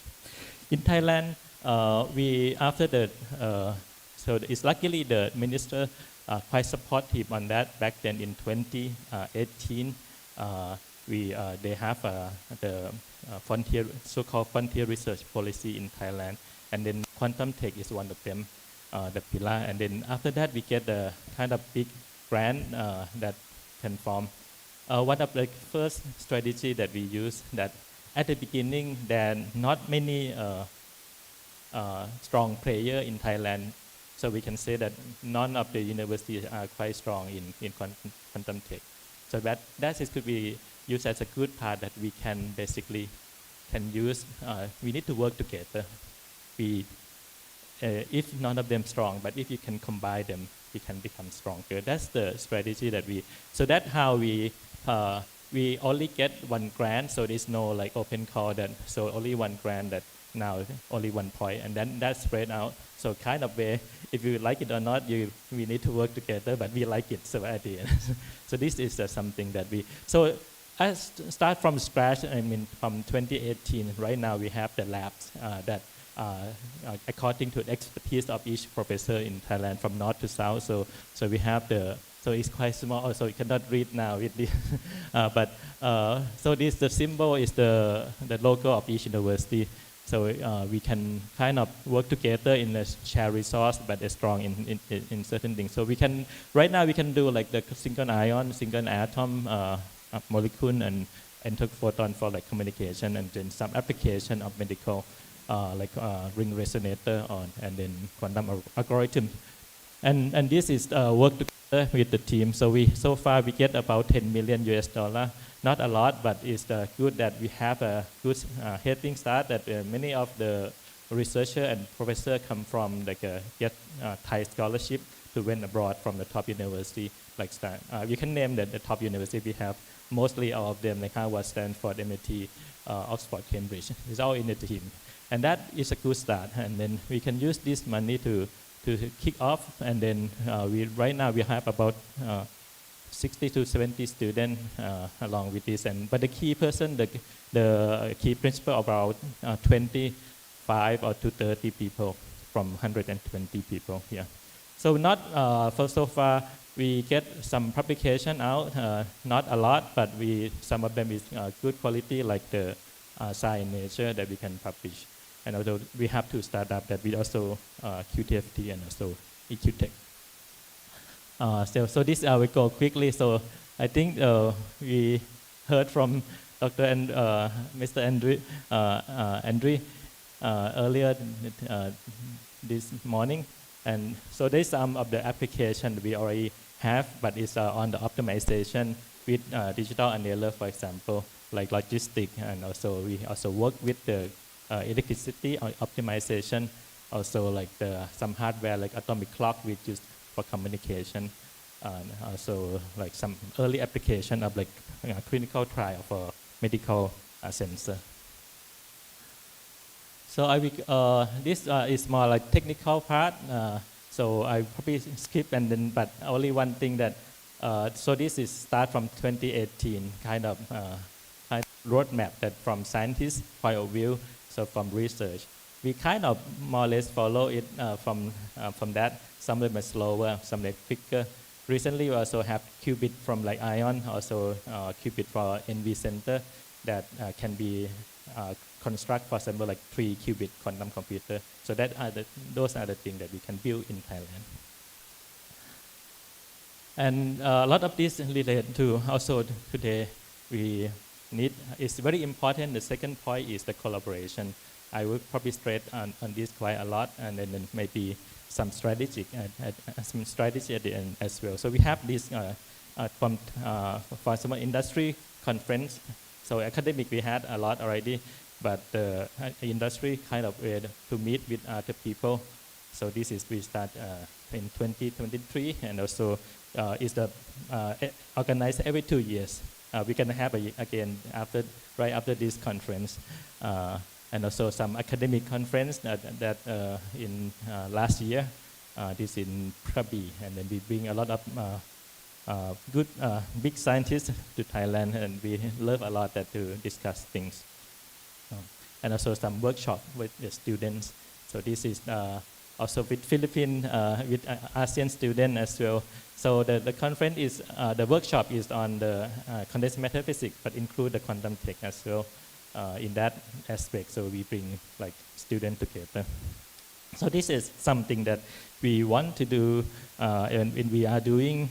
And so the kind of big view on my part is that the first 3 years start from 2020 to 2022. So that kind of conventional, we set up the community together, bring people together. And then the second phase is the commercialization. That's a lot harder. And this is something that I want to discuss a little bit as a quick example, and then wrap up with the strategy that I want to discuss. Okay, so when we talk about like the research to commercialization, it's not like a straightforward way. We learn this in a hard way as well, I guess. So start with something that not related to quantum, but is something like some simple concept that technology-wise is not a problem.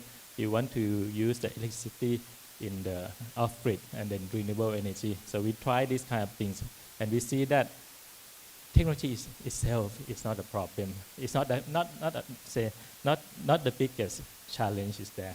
It's how do you connect with the community, and that is something we want to have a head start. And I think Mr. Koenig also mentioned this a lot in a few times, first talk and also during the panel discussion. That so it involves a lot of talking to people, and then this is even it's a small project. You need to talk a lot how to bring the clean energy to the national park in Khao Yai in Thailand. You need to work a lot more than we thought, and this quantum tech would be something that probably need to think more of a strategy on that. So I think I go quickly on this. So with relate to step 2 quantum regime now, some of the problem that we're looking in Thailand is how you can optimize or accommodate on the growth of the EV, for example, or the use of the clean energy. We have some policy that going on that, but these also work with the EGAT. So EGAT is the Electricity Generating Authority of Thailand. Basically, take care of all the electricity production in Thailand. So the key issue would be asking if the growth of the EV come or renewable energy, can they accommodate it?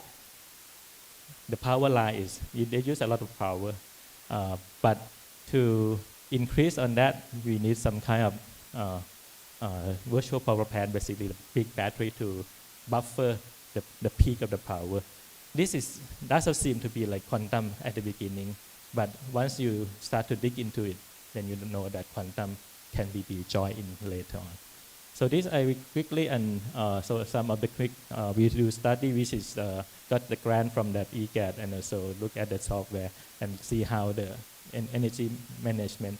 And then quantum come in just a little bit at the end, that maybe you can use something like this because the quantum computation could be quite costly, quite expensive.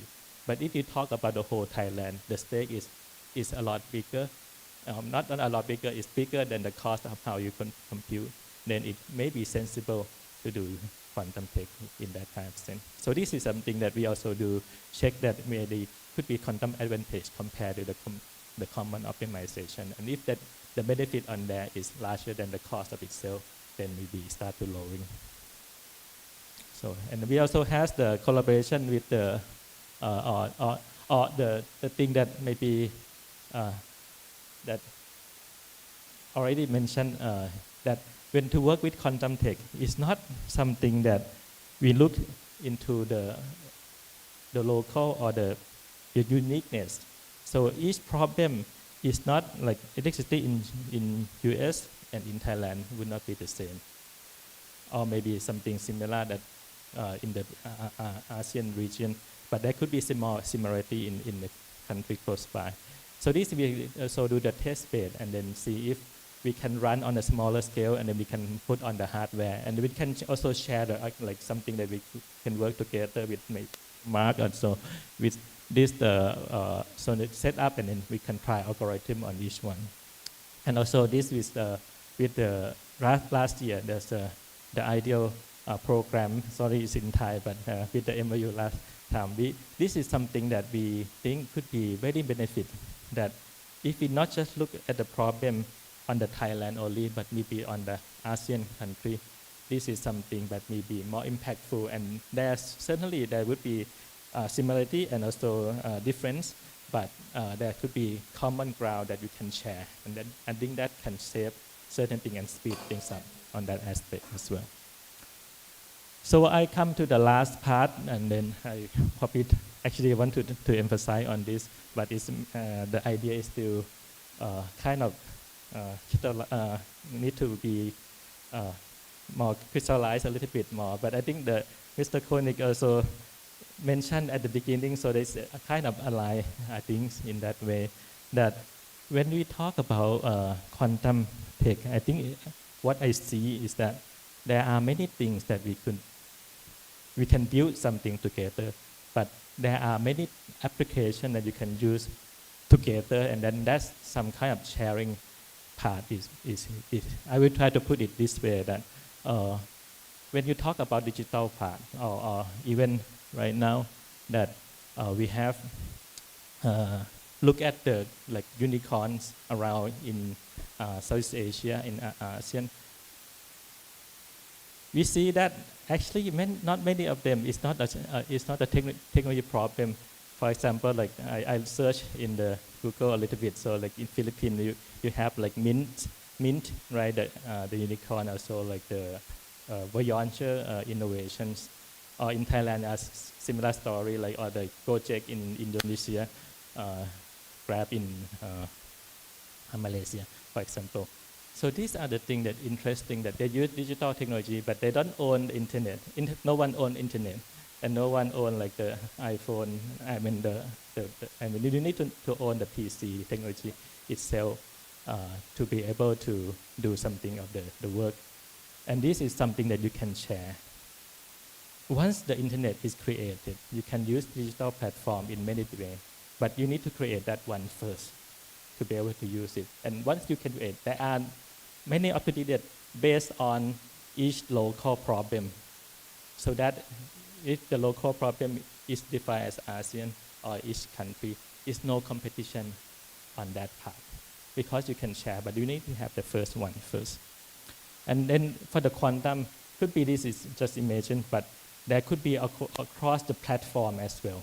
So the idea can be maybe kind of too ahead or too abstract right now, but the platform like education and health, maybe in quantum, actually could be quite overlapping in a sense. But this is something to think about it more in the future. But the idea is that you help to create this together, and then I totally agree that maybe Thailand, we should not own a quantum computer as well, that along the line. But how we can have maybe something in common, and then we can use to that, and then we can share it. That's a lot save more resource from that. And with this idea, in Thailand, we have a strategy that maybe the thought. So this we work, so this it's called Siam Quantum Valley, but it's not really the same as Silicon Valley where in US where I study, right? It's the idea that maybe some place that you can find a common ground, and then we can look at the problem together, find good problem in each region or in each part.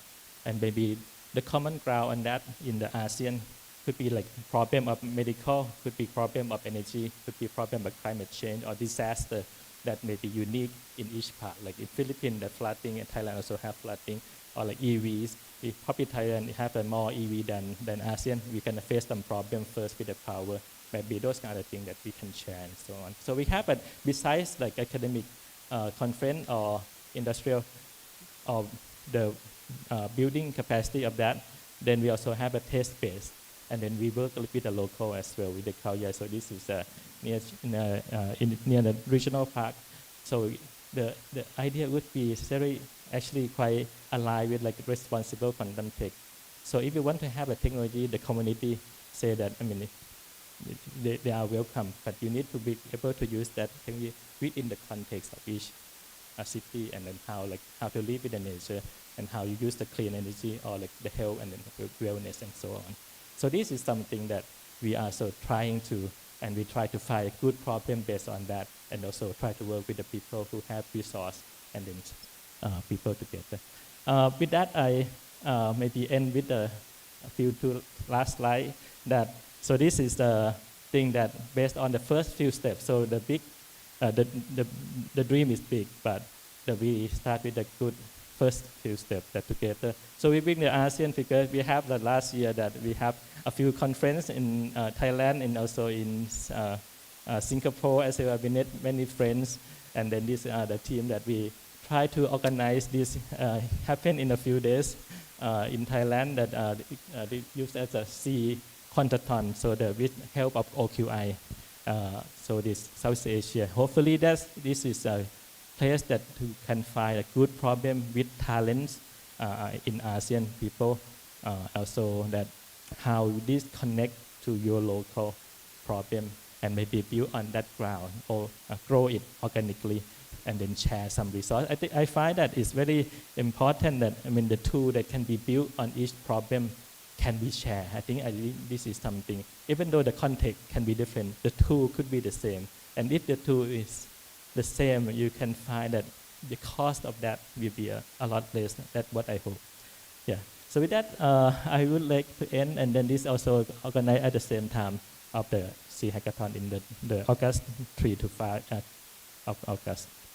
So with that, I would like to thank for create fun and use in many together. Thank you.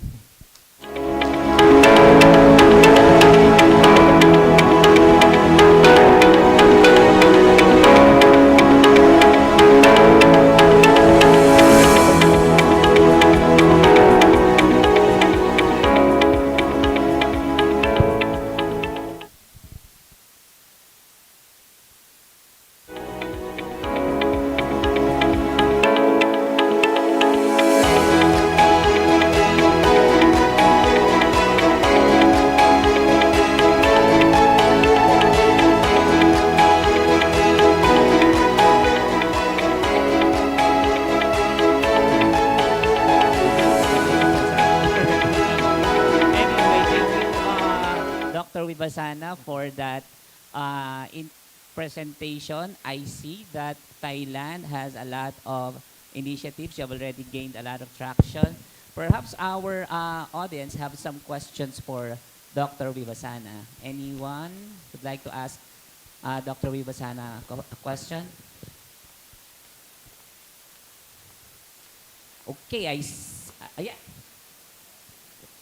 One. Thank you so much for the wonderful presentation. It's a general question. I think it's based on this wonderful remark we had earlier on basically motivating quantum technology innovation and innovation ecosystems around idiosyncrasies of different regions here. And especially in your presentation, it came across that you are being inspired quite a lot by local use cases. And I would like to ask you about the places that you have in your experience identified to be the most successful in creating that dialogue and really surfacing these kinds of particular use cases to Thailand.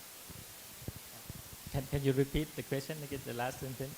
What are the places and forums of dialogue that have most effectively promoted the particular use cases you can find in Thailand? Oh, okay. Let me think. Yeah, so I think there are many challenges. Of course, I try to look at the opportunity that come.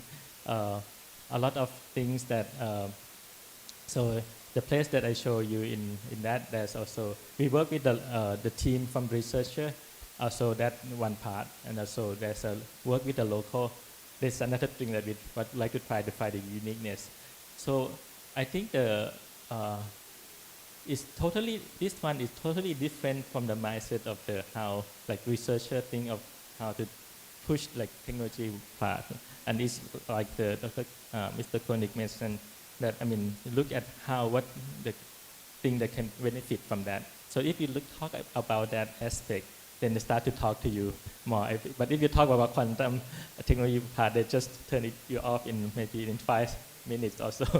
So that is something that we try with the Khao Yai. So they talk about the clean energy or like the wellness, how can they build the city to be better, and then if the quantum tech can be help, they see that maybe potential to do that, then start to look into that kind of conversation that continue from more. So and then we need to keep up that going as well. So there could be like smaller project that we can keep talking with them along the way. Yeah. But it may or may not relate to quantum. Mostly may not relate to quantum, but I know that there's something quantumness that we want to put into it. Thank you so much. Sorry, but we only have time for one question, and thank you very much again, Dr. Vibasana. A round of applause.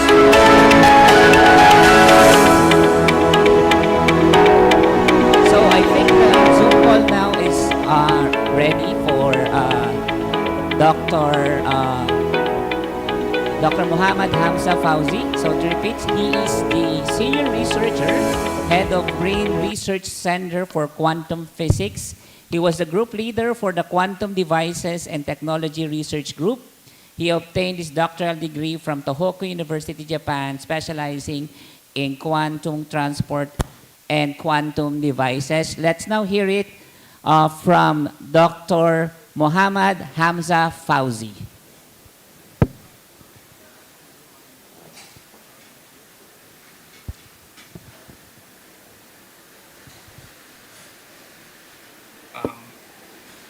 Hello? Yeah, Dr. Yeah, Fauzi, Dr. we can hear you. Okay, thanks a lot. Right. Thank you. My name is Hamza Fauzi from Research Center for Quantum Physics. Actually, I'm really happy to see some familiar faces here and like-minded people in the quantum related initiative. So I would like to give some sort of like a glimpse on what we are doing and what we did actually in Indonesia with regard to the quantum initiative and project. Actually, our story began in 2022, where our research center was first established, and of course that with our colleague from 2 different campuses in West Java, we sort of like started the initiative to do some quantum related activities through some meetings and focus group discussions that lasted for like 3 years. We meet regularly around at least twice a year to discuss, some possible quantum projects, and also, to spread the awareness to the government that we need to really start doing quantum science and technology. This is just some of the example. So we actually, my colleague brought the NMR quantum computing from SpinQ, and really this is good to demonstrate how quantum computations is actually and also some tabletop quantum key distributions. Then by 2024, so we sort of like decided to step up the game and really to first build the quantum community. And around September, we gathered in Serpong, where our research center is located, and there were like 50 plus people attending the meeting, and we sort of agreed to build a community and to really push the agenda through the Indonesian Quantum Initiative, or we call short for IQI. And then, of course, we also did. We do some activities to spread the awareness and to foster some engagements to the public. This is just a few examples that I would like to show you here. So we launched a sort of a website on quantum science and technology that in Indonesian language, to raise this awareness among especially the youth, because we really want to create a pipeline for quantum workforce. And also we do some regularly host some bi-weekly colloquium inviting researchers from overseas to talk about quantum science and technology. We're really happy because there are a lot of activities, of course, with regard to this quantum science and technology in our center, and there are a lot of participations from campuses and our colleagues from different universities campuses. And of course, that this is one of the most important things, really, if you want to gain some tractions on quantum activities, we really to reach the government. So after we launched our initiative, we went to different offices, government offices, to sort of like preach how important quantum science technology is. So this is just one of the highlights. So we went to the Ministry of Higher Education to talk about to give some talk on quantum technologies, and also we went to the Indonesian endowment funds where they manage the endowment fund for research and scholarships, especially. And this is some of the key technology area that we think that we really need to early adopt and master.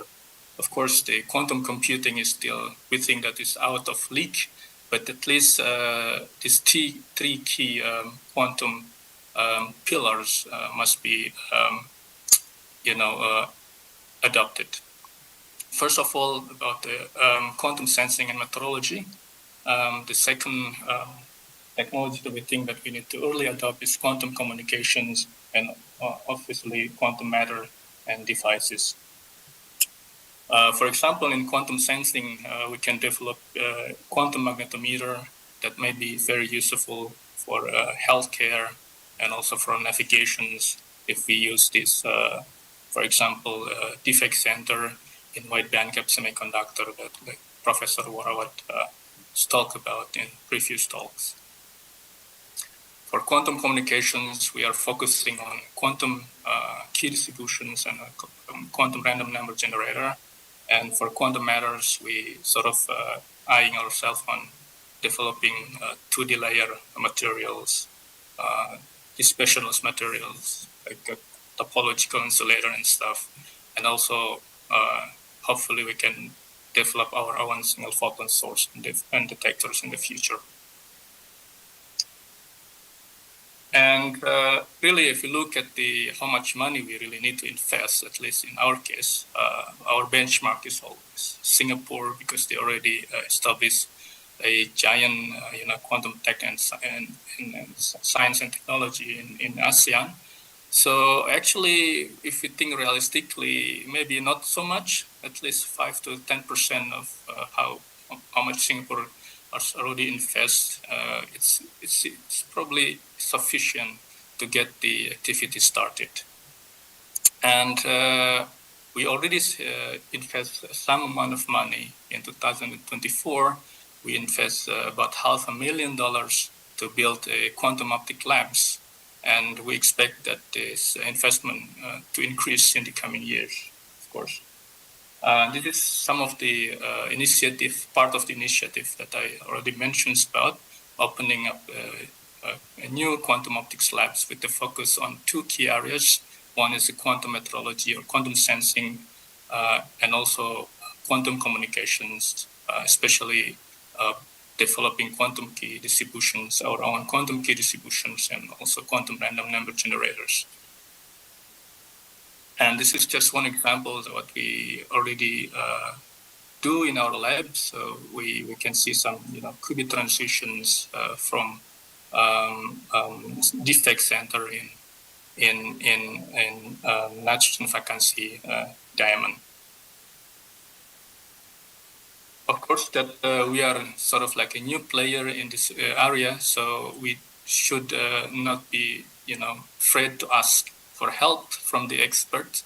And with regard to this quantum communications, we already established communications with experts in the field, for example, from CNRS, Professor Eleni Diamanti. We already did some, this year and in the coming years.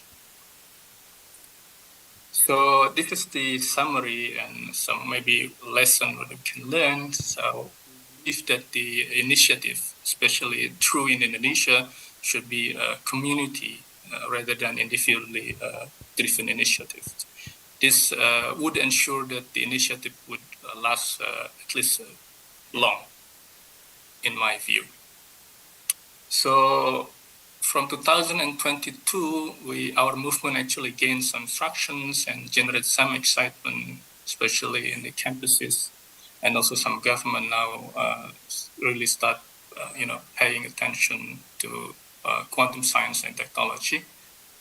And actually, if you look back in time, in sort of in 80s, actually Indonesia tried to develop semiconductor industry, but somehow it fails, and sort of dismiss the chance to boost our economy and increase the high skilled workers. And this should not happen again. And I think quantum technology sort of gives some opportunity, and in a sense redemptions. But this, if we don't do it, that it would be a threat for sure in the future to our nations. And this is something that we, tell the governments really we should do it. Otherwise, we might miss a chance, and we should act now. That's the message that I always keep telling the governments. Thank you very much for your attention.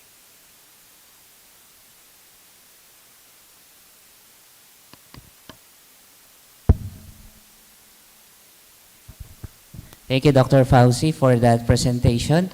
Now let's go to the open forum. Does any of our participants have questions for Dr. Fauci? Okay, I see none, I think. Okay, before we head out for lunch, Dr. Fauci, I hope you, I just have one question. In Indonesia, like for example in BRIN or in universities, how does the results from your research laboratory in terms of quantum technology translate to startups or spin-off companies? Do you have some success stories to share? Well, because we started like not so long ago, so we still don't have any startup in Indonesia working on quantum technology. But we hope that 5 years from now, if things go well, so we might have some startup already on quantum products or technology, especially for example in quantum sensing, when we already really get some result. Okay, thank you very much for answering my question, Dr. Fauci, and thank you very much for all the panel members. Now, let's give them a round of applause. Now that ends our panel for the strategies for Indo-Pacific region, Indo-Pacific quantum strategies and ecosystem. Back to you, Dan. So, hello again, everyone. So, again, we would like to thank again to all the research speakers that we had for the Indo-Pacific on quantum strategies and ecosystem. And we would also like to thank Sir Elmer for being the moderator for this. And now, as you all know, happy lunch. We have prepared a delicious lunch for everyone in the site. And as we have our delicious lunch, I hope you could connect and network with the fellow people around this area. Okay, so that's the good news. It's lunchtime, right? Yeah. So we have 30 minutes, okay, to eat our lunch, enjoy our lunch, and connect with one another. So we will be back after 30 minutes so we can proceed with our afternoon session. All right? So magandang hapon po sa ating lahat.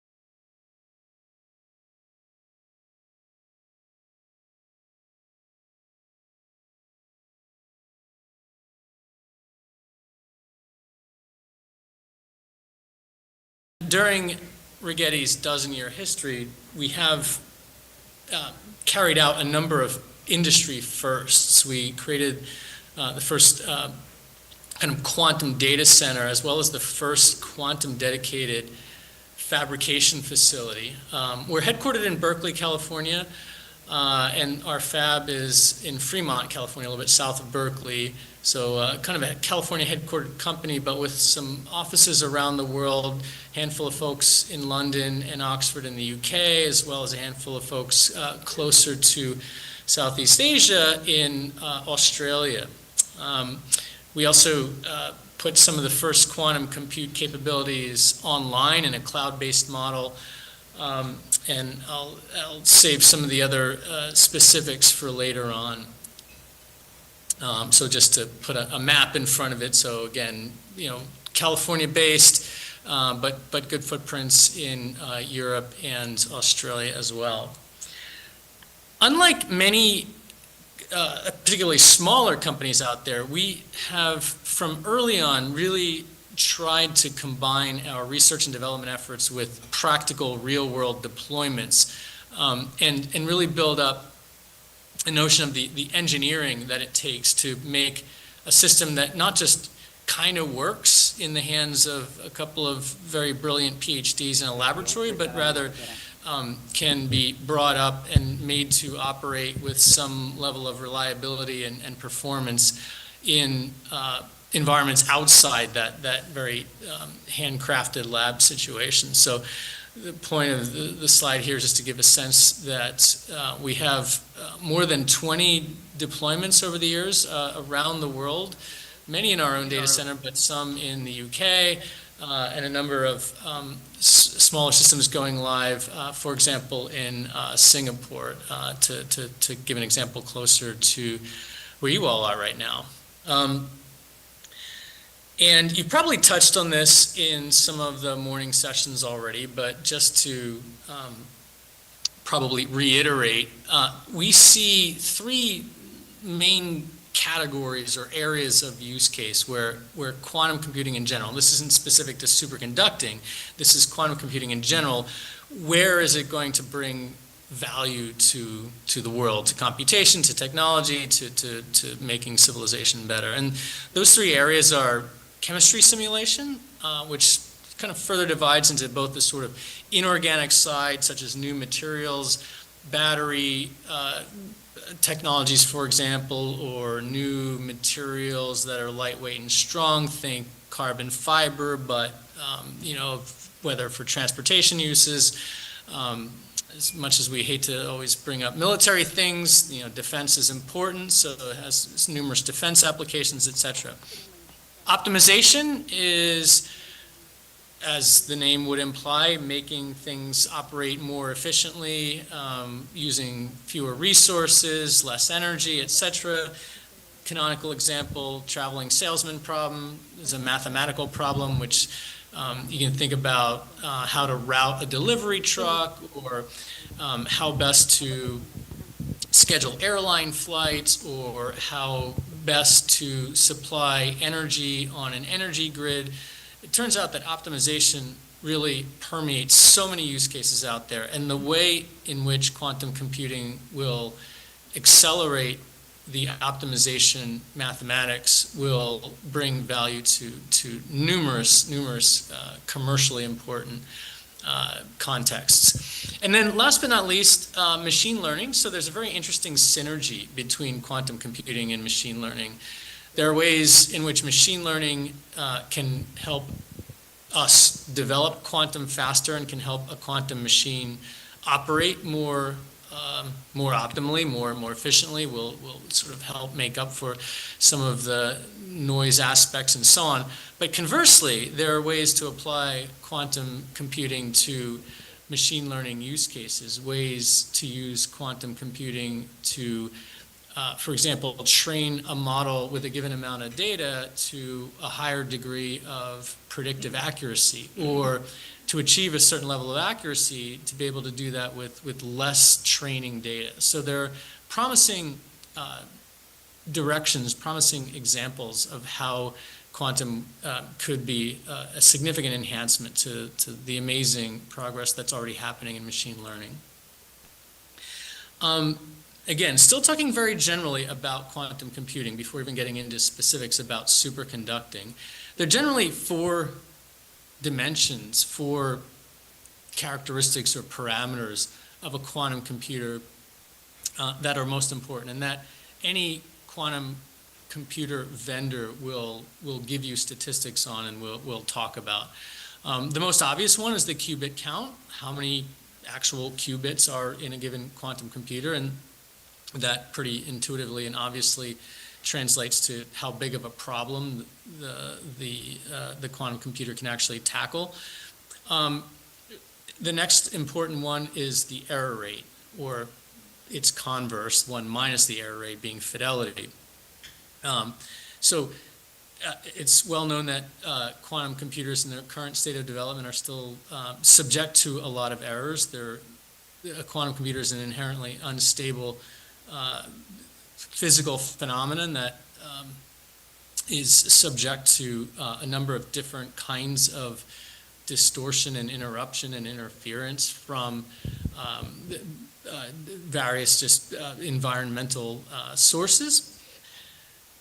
The third major dimension is coherence time. So this is the amount of time in which a quantum computer actually behaves quantumly, actually is able to achieve those quantum behaviors that allow it to do its unique mathematics. So things like entanglement and superposition and interference.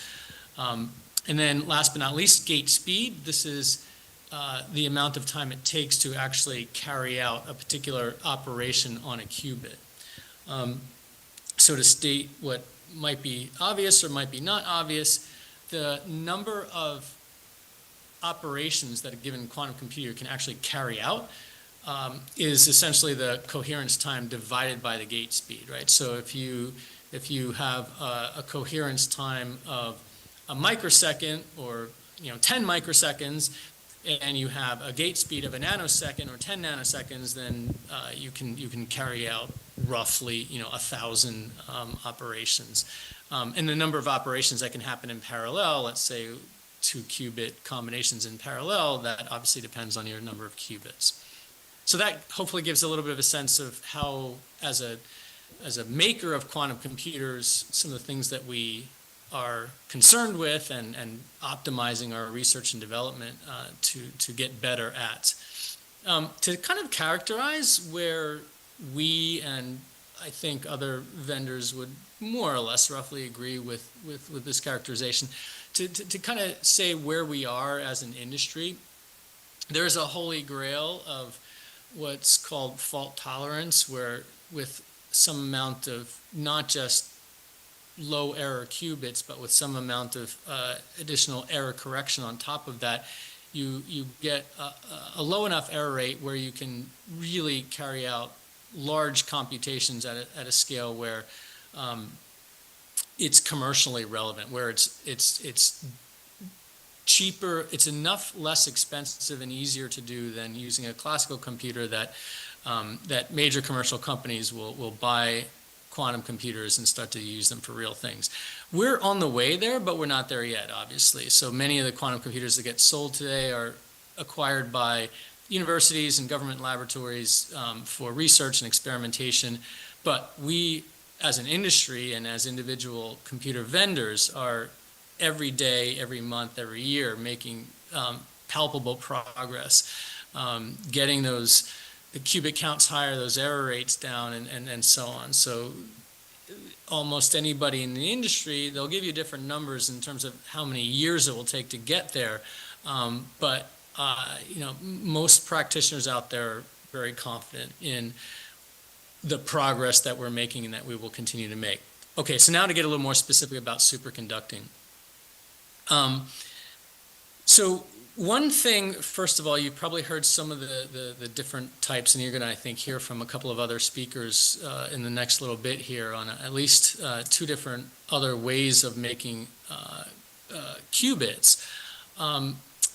Many of the other ways of doing qubits involve actual individual physical particles, such as atoms or molecules or electrons or photons. Superconducting is unique in that, unlike those other ways of creating a qubit, we make what's essentially an artificial quantum particle, and it's in fact a circuit, as we'll see in a moment, and it comprises many individual atoms and atomic particles, which, due to a particularly interesting aspect of superconducting, they act in unison. They act as if they were all together a single quantum particle, and that's what is meant by the term quasi-particle. So you have a macroscopic qubit. You have a qubit that's actually much larger than an atom or a molecule, and that is the structure that is at the heart of a superconducting qubit. A couple of the other characteristics of superconducting as a way of making qubits, and in contrast to other ways of making qubits, we have among the fastest gates out there as compared with other modalities. And in order to make a superconducting QPU, quantum processing unit, in order to make a chip that has qubits on it, the fabrication approach leverages many of the tools and process techniques that come out of the traditional semiconductor industry that makes today's chips for classical computing. And all of that together leads us to a compelling roadmap to achieving that real compelling advantage. Okay, so I'll try to take you through a quick just kind of summary of how does that circuit at the heart of a superconducting qubit actually work. So for those of you with any bit of electrical background, you may be familiar with an LC circuit, L being an inductor, C being a capacitance. If you have some energy in a circuit like that, it will naturally oscillate. The energy will just swing like a pendulum between magnetic energy in the coil and electric charge energy between the plates of the capacitor. And what we do to create a superconducting qubit is we essentially create a small LC circuit like that with one important difference, and that is that the inductor is this special construct called a Josephson junction, and it is interesting and important because at superconducting temperatures, and when one gets the energy down to a small enough level where you can go between different states, so the ground or zero state and the one state, the difference in energy between the levels is not the same. In other words, as a nonlinear induction device, the Josephson junction allows us to distinguish the jumps between different energy levels. And so what that means is we can control a qubit in isolated two-level system where we can bounce between 0 and 1 without accidentally bouncing into a 2 or 3 or higher level states that would distort our computation. So that, in a nutshell, is why that's important. So what does this look like in real life? Here's a close-up. Now remember I said the overall qubit structure is on the order of millimeters. So you have this construct that is laid down on a chip.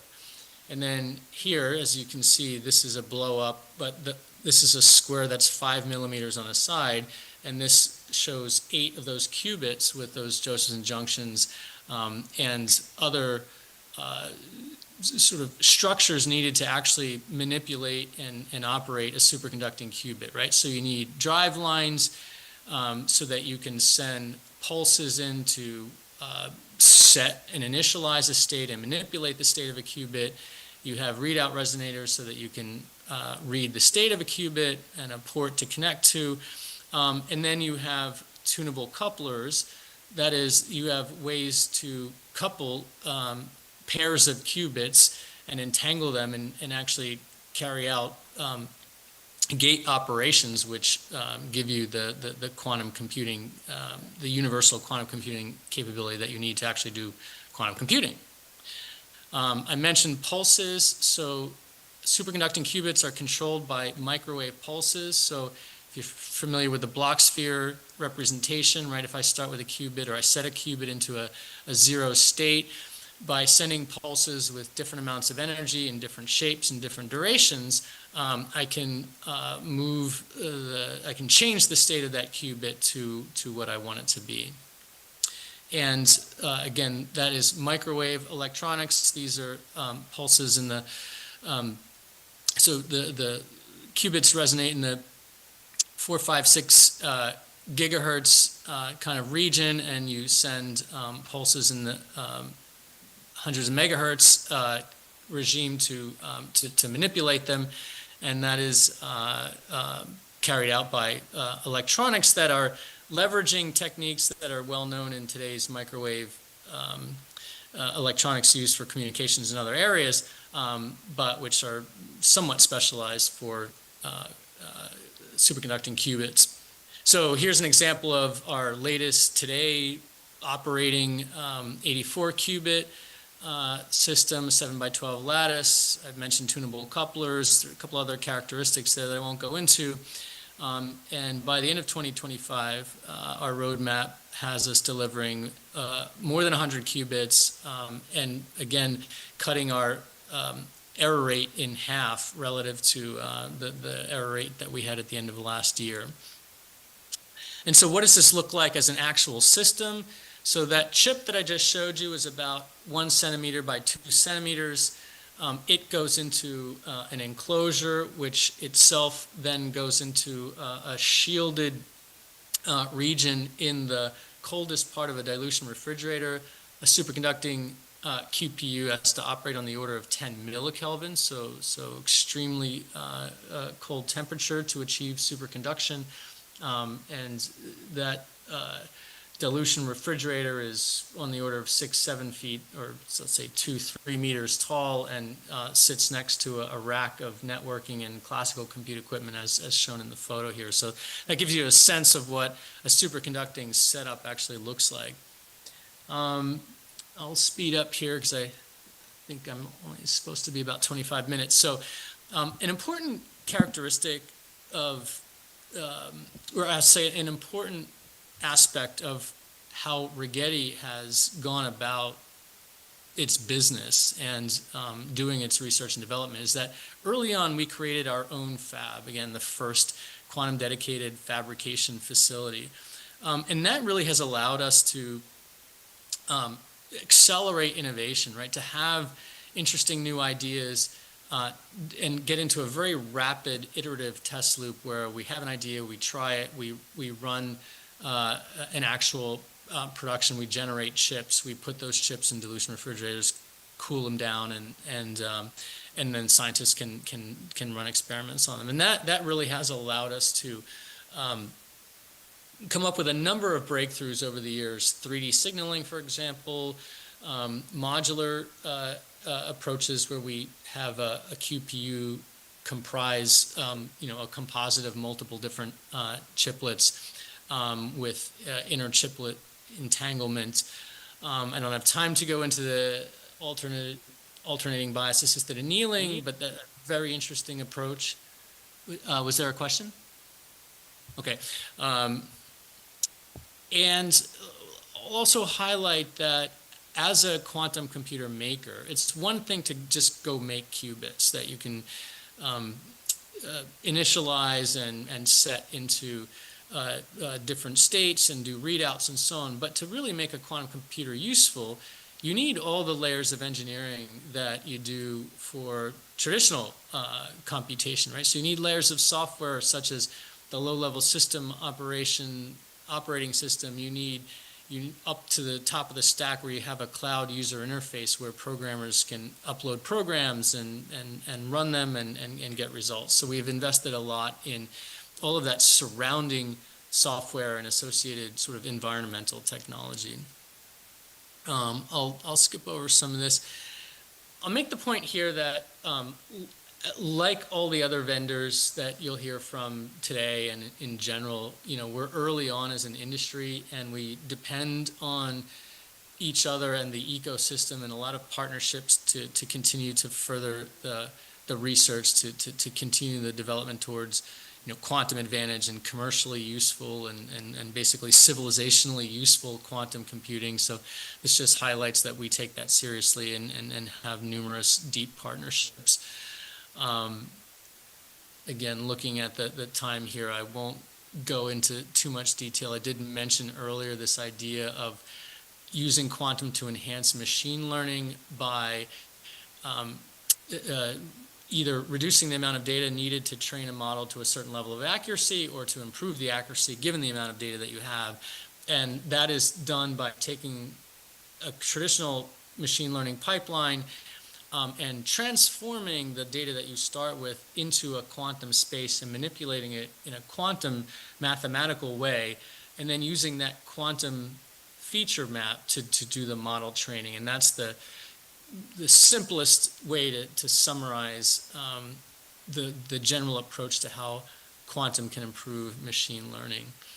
And I guess the last thing I'll say here is that it is possible for universities and smaller laboratories to jump into this game and get started. We have a 9-qubit QPU that lists for under $1 million. So with the other pieces, the dilution refrigerator and the control electronics that you would need, you can, for less than $2 million, get up and running with a superconducting quantum system and contribute to the research, do algorithm work, and start to prepare for that day, those coming days when quantum really will be revolutionizing many different use cases in many different industries.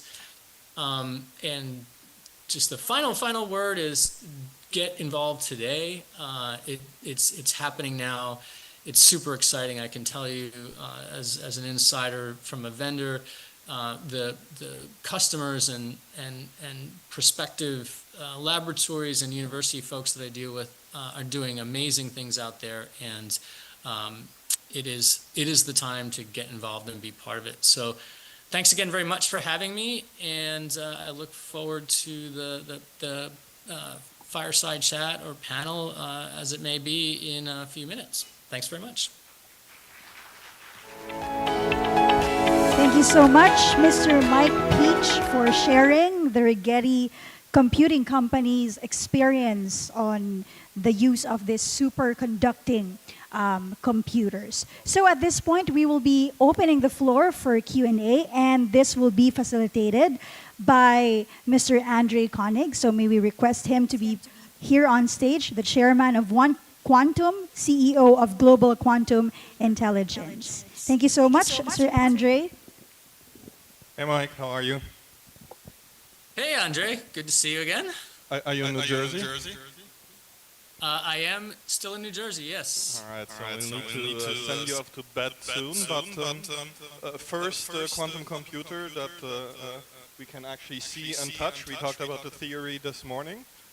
Any questions from the audience? Otherwise, I'll go at it, but come on, you got a real quantum computer here. Mike, you're in business development. How do we sell these things? I was, you know my talks, I was a little critical about use cases and adoption this morning, which is still challenging sometimes, and the market for quantum isn't that big yet. Why should people get involved? Yeah, so how do we sell them?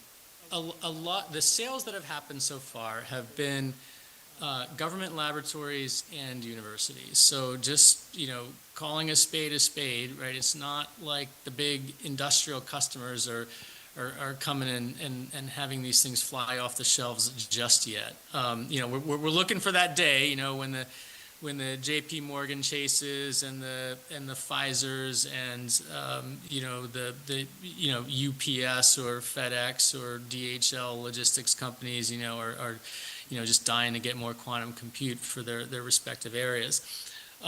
But really a lot of the systems that are being acquired now are for national government laboratories where the money is coming from a national initiative to catch up or have their scientists and their universities be leaders in the quantum game.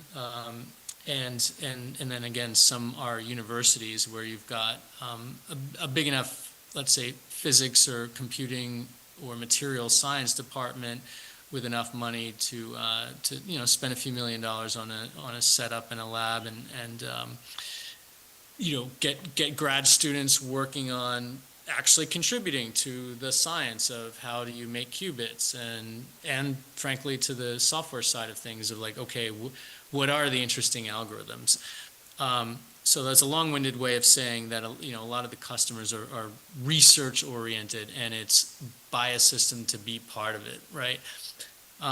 But okay, why? As either a national government or as an academic institution, part of it is national pride, national security, future economic security, if you're a government. And if you're an academic institution, it's the same drive that drives the research of many other areas. It's the excitement, the challenge, and the opportunity to discover something and contribute something that makes people's lives better.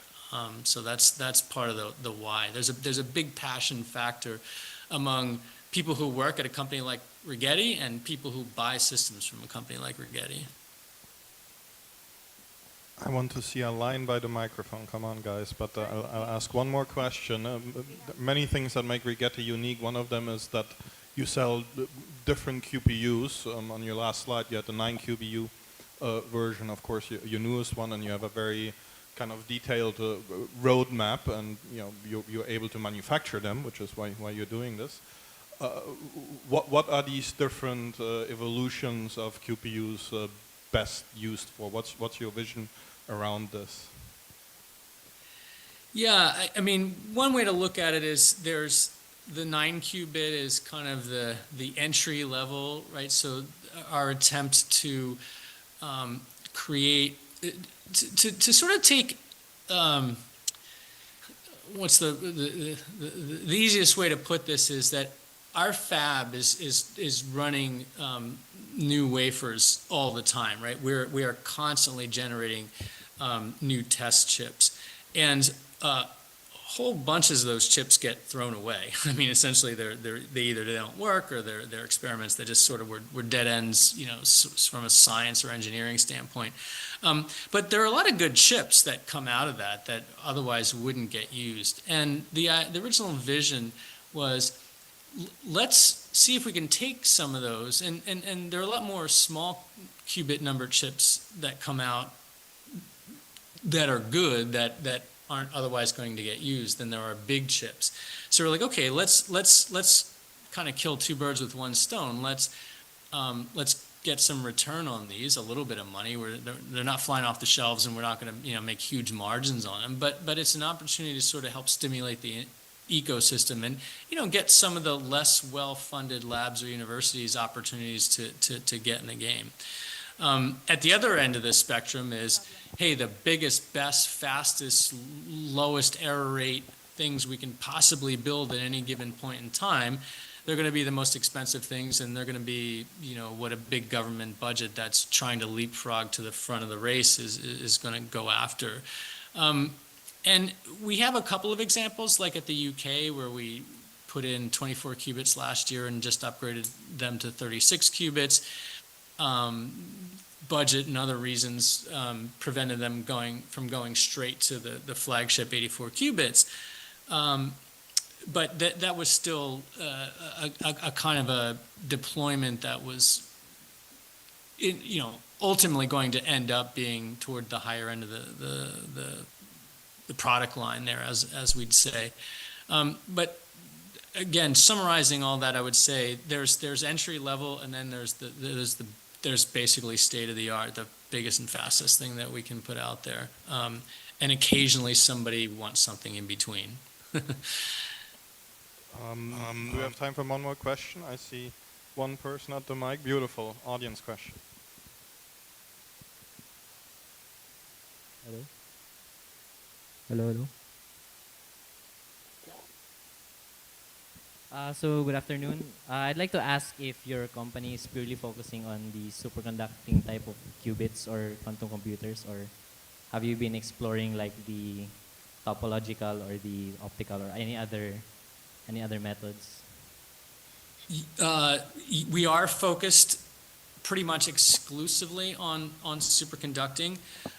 The other modes are different enough in both their science and their engineering. So, for example, the fab that we have set up, it would take a massive overhaul to make it useful in even partially helping create any of those other kinds of modalities.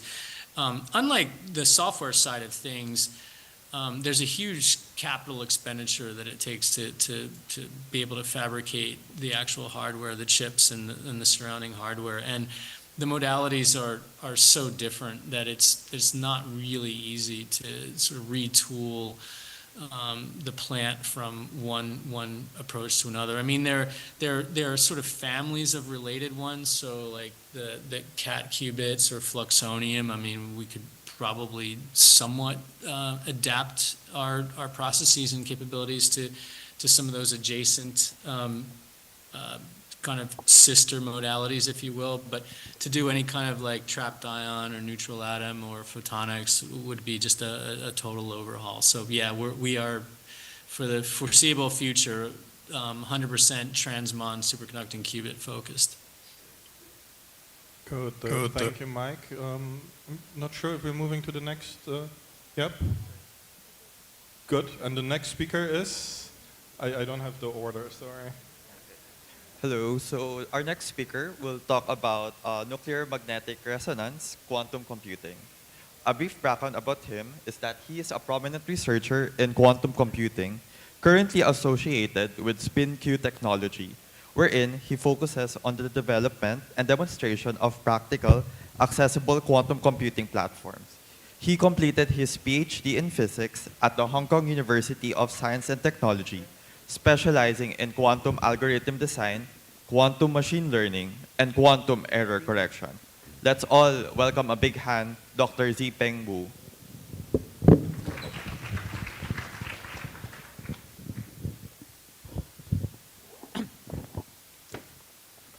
Good afternoon, everyone. I guess you may feel a little bit sleepy today. I'm also a little bit sleepy after lunch. So I think I try to make this talk interesting. You may not take a nap during the talk. I'm Wu Zipeng. Yes, thanks for the invitation and having me today. I will talk about the nuclear. So we are SpinQ. I'll start with introducing our company. We are SpinQ. We are a startup originated in China in 2018. We started with building the nuclear magnetic resonance quantum computer. We have a strong research team with like over 40 people working on the research and development, and over 15% of our employees have PhD and master degree. And we also have gifted engineer with strong background from IBM, Huawei, or Tencent. So there are three main products that are being developed in our company. The first one is the educational desktop quantum computer based on the nuclear magnetic resonance. And we're also working on the superconducting one that trying to bring the practical use with the quantum computer. And on the top of the hardware, we also have the software stack. Like we have our quantum programming language, SpinKit, and our cloud platform that facilitate the usage of our hardware. So this is kind of the overview of our nuclear magnetic resonance quantum computers. We proposed the first desktop quantum computer in 2020. It's kind of heavy in compared to our latest device, but back to that time, that was the first quantum computer that can bring to the lab, bring to the university, and teach with it. So after a few years of development, we successfully developed the quantum computers that's small enough, like in the size of your laptop, and light enough, only 50 kilograms with 3 number of qubits. It's kind of really good for the educational usage. We already collaborate with many university and high school to teach quantum computing with this device. And we are also preparing a 5 qubits nuclear magnetic resonance quantum computer within 1 year. Yeah. Beyond the nuclear magnetic resonance, we also have the superconducting stack. So I won't go to detail again. It's the same like the Rigetti. We have the chip designs and the fabrication, and put the chips into the cryogenic systems and apply the quantum algorithm. So it is we also have the clean room to fabricate and have our own cryogenic system and the control systems. Okay, I noticed that we talk about the application of quantum computing. I have to admit that economics-wise, we very unlikely to have any quantum advantage currently, but it's an area that worth exploring, right? On one hand, we probably can find something that have quantum advantage. On the other hand, if we do not find that, we also can find some sort of alternative solution based on the quantum computer rather than the classical one. So one of the research that we done with the Huaxia Bank, a bank in China, is to study a simple question, just like the deployment of the ATM machine.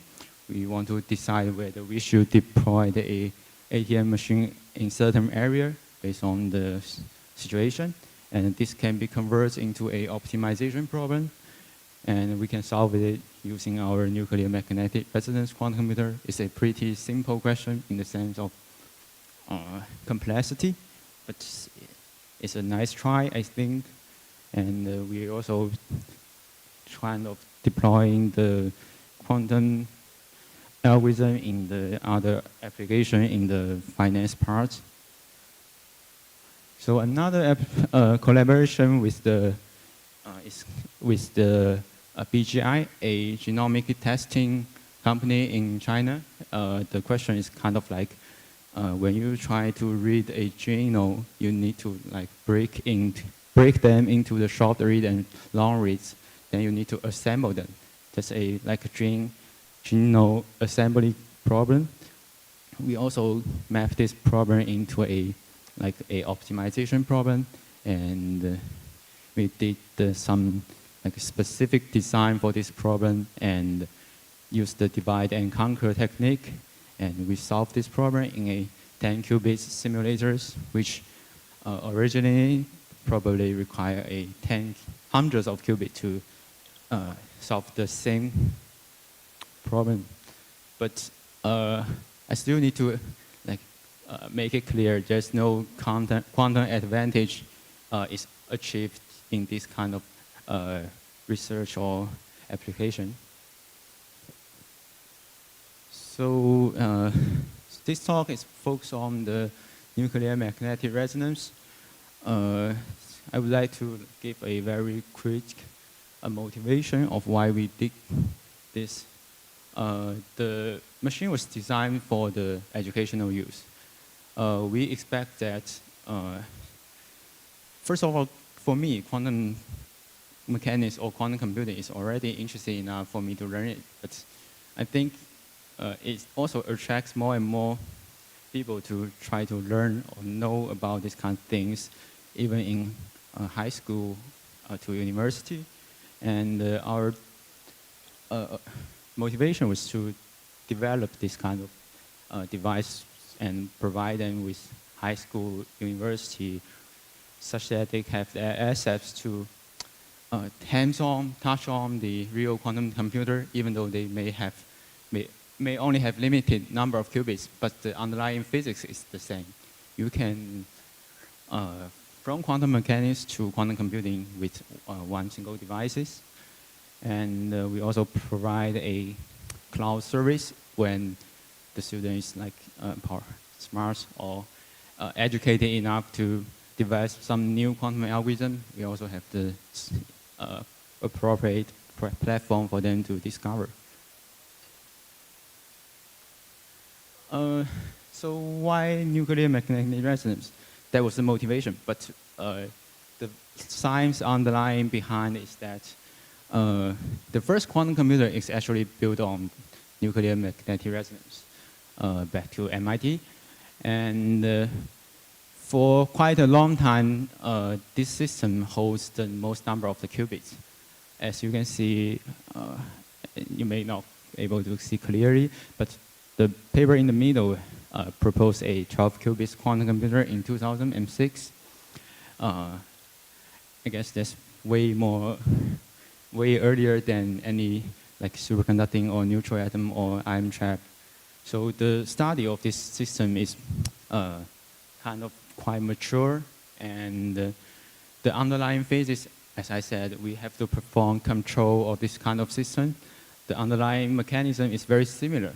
The same control can kind of smoothly transfer to other systems like superconducting or neutral atom.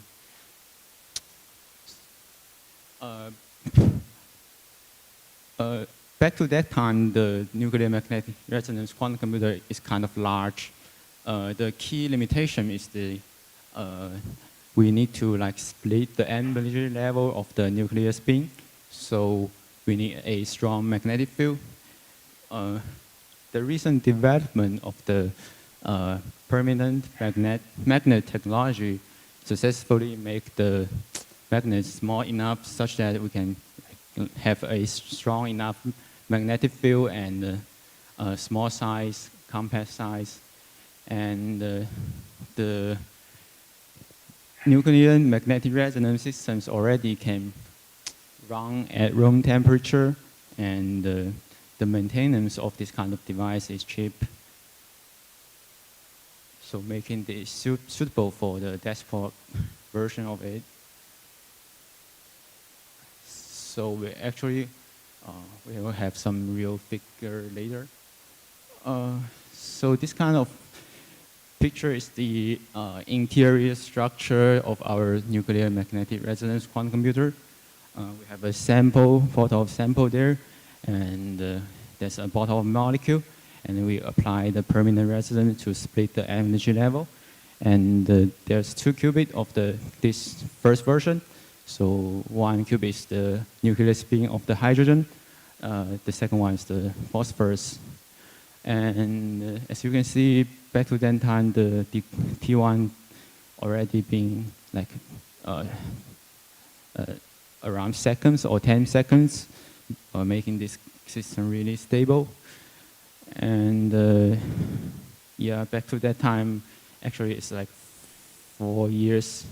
We already demonstrate the variational quantum eigensolver, some NISQ algorithm with this device. I was kind of doing the experiment with this, and I also compare this result with that time's IBM superconducting quantum computer. The performance is like pretty similar. So yeah, we are keep investigating the possibility to improve the system. We successfully from 2 qubits and extend it into 3 qubits.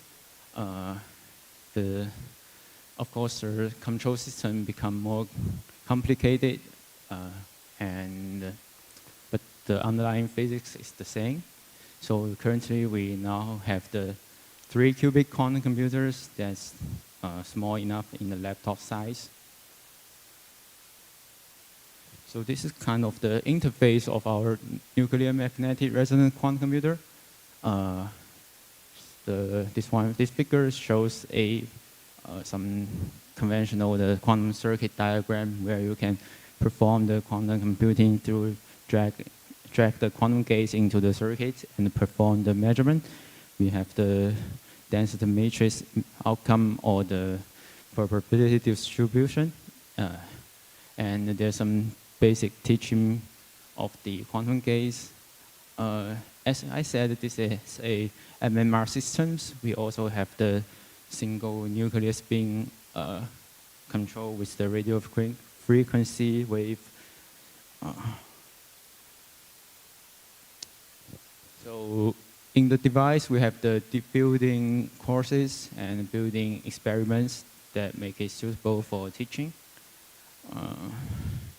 Like from the basic logic gate to the quantum logic gate. Also, we have the programming language, which very similar, can be seamless, integrate with the QISTCon.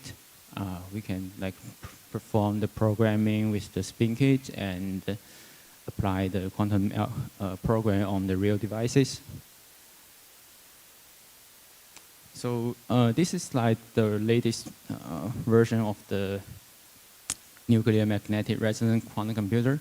It's compared to the previous one, the difference is that it provides the full low-level access for the users, which means that it not only can be use a high-level quantum circuit demonstration, you can also use it as a teaching educational instrument for the nuclear magnetic resonance, like from the low-level Rabi oscillation to like studied how the inhomogeneous of the magnetic field will affect the energy level. So, yeah. There's some various papers have been published with this machine. It's not just for education. It also can be used for the research. Like the recent, a few months ago, we just published a paper on PRL with these devices. We test a machine learning model with our devices in both the nuclear magnetic and superconducting chips in our company. So yeah, we are kind of selling these devices all over the world. For me, I'm teaching the high school student in Hong Kong with these devices. We also collaborate with university, high school. This is one classroom in high school in mainland China. They purchased some quantum computers and use them to deploy a classroom for specializing in teaching quantum computing, and students be able to hands-on perform the experiments on the desktop quantum computer. We also holding this kind of quantum computing computation for the high school students, trying to make what they learn into what they can use. So this is some university or institute that we are collaborating. Yeah, that would be all. Thanks.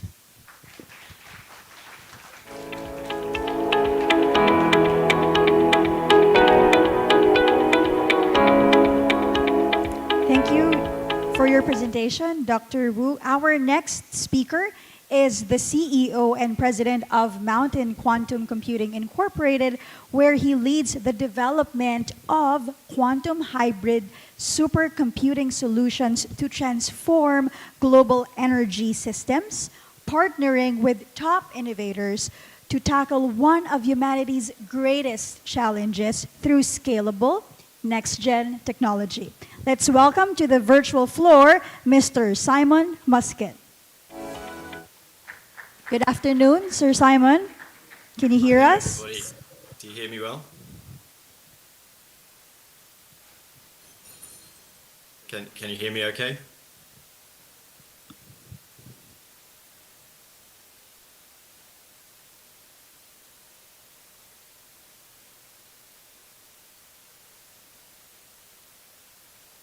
Okay, great. I'm just going to get started. So yeah, thank you so much for the time here. Just by way of introduction, I am currently sitting here in the UK in Britain, but I'm very much sort of disappointed I can't join you in person. Sort of echoing Mike's earlier comments, especially from a personal perspective. I was born in Hong Kong. I spent many years in Asia, and sort of having the opportunity to work with the sort of various groups in the Philippines has been great over the last couple of sort of 18 months or so. But really excited to share a bit more with you about Mountain and about neutral atoms. So really what Mountain is looking to achieve is to solve one of the world's greatest challenges, and it's a challenge that can't be addressed using any form of traditional compute. So to give you an idea of that, when it comes to sort of energy insecurity and blackouts, this is a global problem affecting everyone all over the world. And it's so complex that we effectively would have to carpet the whole landscape with data centers and provide enormous amounts of energy just to provide the computational power. I'm not going to read off this slide, but to give you an idea, this problem includes how we sort of manage and distribute energy, how we deal with the environmental impact on our energy systems, where do we go to predict what's going to happen, what's going to affect our energy systems, and how do we balance the amount that we need in the demand, and how do we sort of provide the right level of supply there. So that's really a huge problem that Mountain as an organization is addressing using hybrid quantum technologies. And to give you an idea, in the Philippines, there's a kind of a specific opportunity to address this, sort of roughly to the tune of about $30 million a year in terms of impact. So what Mountain is doing is to build a hybrid quantum supercomputer. So that means HPC architecture, so high performance computing, and neutral atom devices that run in parallel, so classical and quantum systems together. This particular setup is unique in that it provides low power, so only using the same energy as a regular household fridge. And we can combine quantum capability, the supply chain that's needed, and the workforce into one complete ecosystem. So Mountain's approach is about saying, rather than building technology for the future, which is really, really important, what can we do to address a really important case right now? What can we do to start to make impact there? And so we've, over the last 6 months or so, we've already started to do that. We've got our own software platform. We've built our sort of first generation equipment, and we've started to deploy that into places where there are extreme cases of blackouts or energy insecurity. And I'll share with you a little bit more about why it's neutral atoms and specifically how that technology is important to us as part of a broader ecosystem. The first thing I'll say, though, before I get into that, is that the future really isn't one quantum technology, and I think from the other speakers that we've heard, that's come through loud and clear. Just in the same way as we have in classical technologies, different approaches to processing for CPUs, GPUs, and FPGA or embedded technologies. We're finding that there are unique advantages of different types of qubits towards different types of problems. So neutral atoms specifically are finding their niche into that early optimization applications.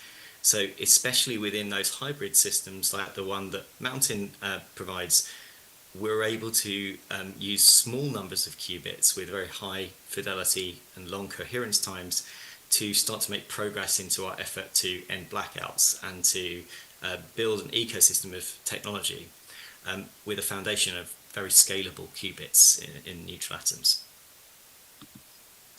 So just a quick overview of neutral atoms. I'm happy to answer some further detailed questions on this, but just to give you, for those of you who are less familiar, at a high level, effectively neutral atoms as a quantum computer are based on the use of specific types of atoms, rubidium, cesium, strontium, ytterbium, are common atom types, held under a vacuum using a thing called a magneto-optical trap, that holds those atoms in a vapor cell.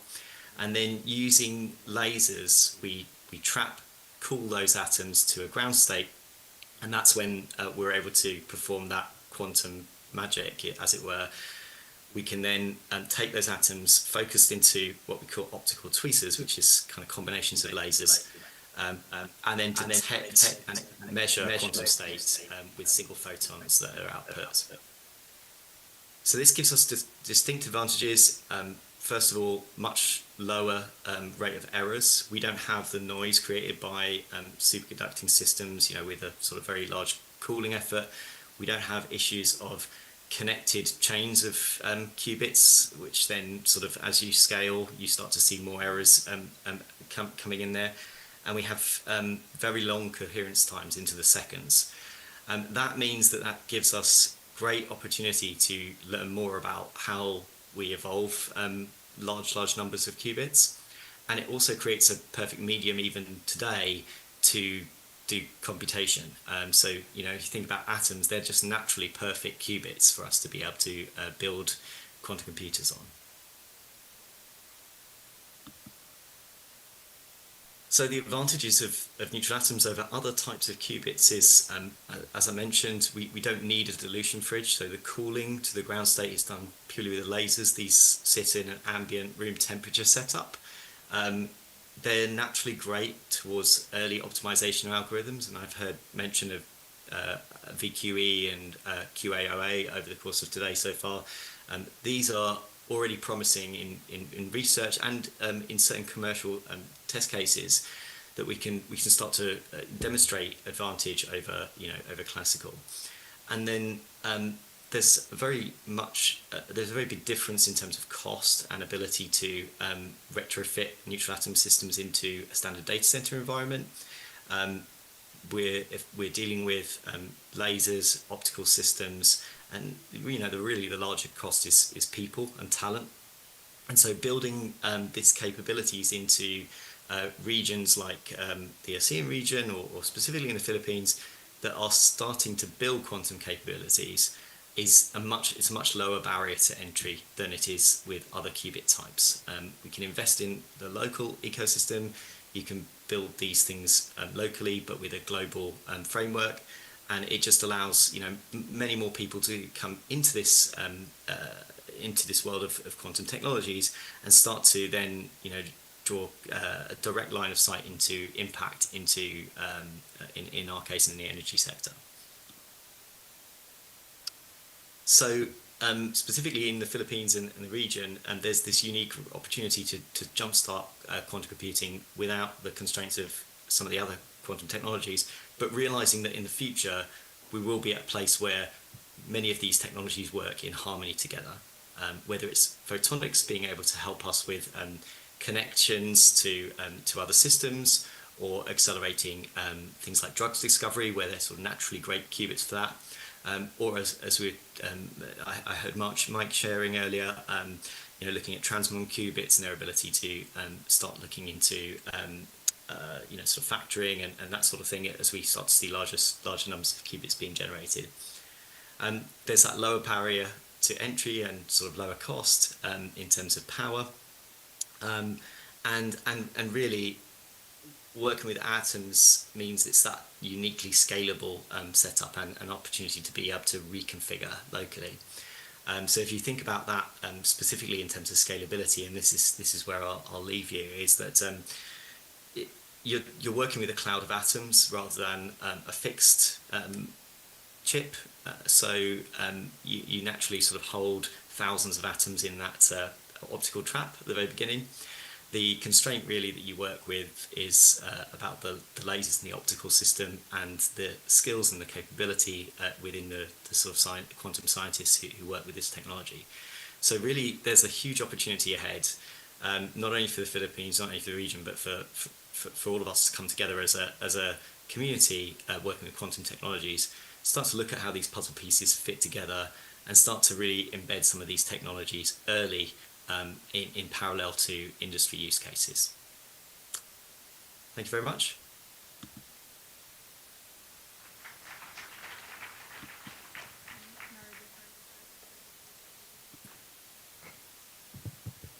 Okay, thanks so much. And now, our next speaker will be talking about investing in quantum technologies.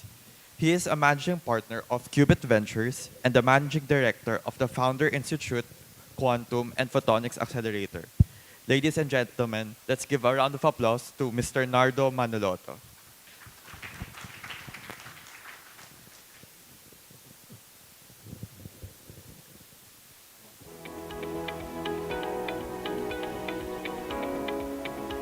Hello, everyone. Are you guys still awake? Okay, let's do this. So I am Nardo Manaloto, managing partner for Qubit Ventures. I run a VC firm investing in quantum technologies. That was my first fund. Okay, I'm now working on my second fund, and I'll tell you about my second fund a little later. What I'm going to be talking about is investing in quantum technology. So when I was trying to do this talk, I was thinking, am I going to, pontificate here again and tell the Philippines what they need to do? And I said to myself, I think they're going to get that from a lot of the speakers, and I don't want to do that. So what I wanted to do is I wanted to share with you what my investments are so you could see and you can relate the Philippines' capability into what could be investable, right? If I can invest in it, then the other VCs can invest in it. So I wanted to share this journey with you of what I invested in and why I invested in these companies, so you can figure out where the Philippines plays in this ecosystem. My investment journey. Okay, here's the first one that I invested in. So this company, it's called NextLab. And guess where this company is at? This company is an Indonesian company. Okay? So their claim to fame is they've created this 1,000-channel testing instrumentation that is used for that is also used for control electronics for quantum systems. And so they're selling like hotcakes in a lot of labs, in a lot of universities. And so they're making revenue. And year over year, over the last 4 years, they've increased their revenue almost 100%. So that's one product. And then now they have a second product. Their second product is they miniaturize all of the control electronics and basically integrated the photonic integrated chip. So they have a photonic integrated chip and control electronics all together that could be used for quantum computing in many different applications, in networks, for faster processing in the compute side, so on and so forth. The interesting thing about this company is the founder is a chip designer. And earlier, I was talking to Dr. Paringit and said, Nardo, did you know that we have semiconductor capabilities here? I didn't know that. This is exactly one of those kind of companies that could come out of the Philippines. Okay, so this one is called Pink Technologies. This is a Caltech spin-off where the founder is a professor out of Caltech, and his co-founders are also students coming out of Caltech. If you look at that profile, I mean, it could be like, UP professor, right? And his students, his or her students, creating a company. So this company is created a integrated nonlinear photonic device. So what that really means is they're trying to create a single type laser with ultra bandwidth, spectrum bandwidth, so you could replace all of your laser. So they're basically doing that. So why did I invest in them? Well, first of all, their ability to execute on the science and the technology of it is one thing, right? But the fact that they can get their competitor to become part of their board, right? So I know that the competitor is probably going to buy this company. There's going to be a return in this company. I invested in them because there's a pathway to exit, so I can get returns for my investors. Okay, here's next one. This one is a bit of a moonshot. So this is a company called Pronoia Energy. Okay, so when I first looked at this, I try to figure out whether to believe this or not. I call it a quantum battery. Okay, this is one of the most hardest companies for me to due diligence, because on one hand, I've never heard quantum and battery placed together, right? But on the other hand, I said, okay, maybe I need to look at this. So I got two scientists, one quantum scientist and another battery scientist. I got them talking. They don't understand each other, okay?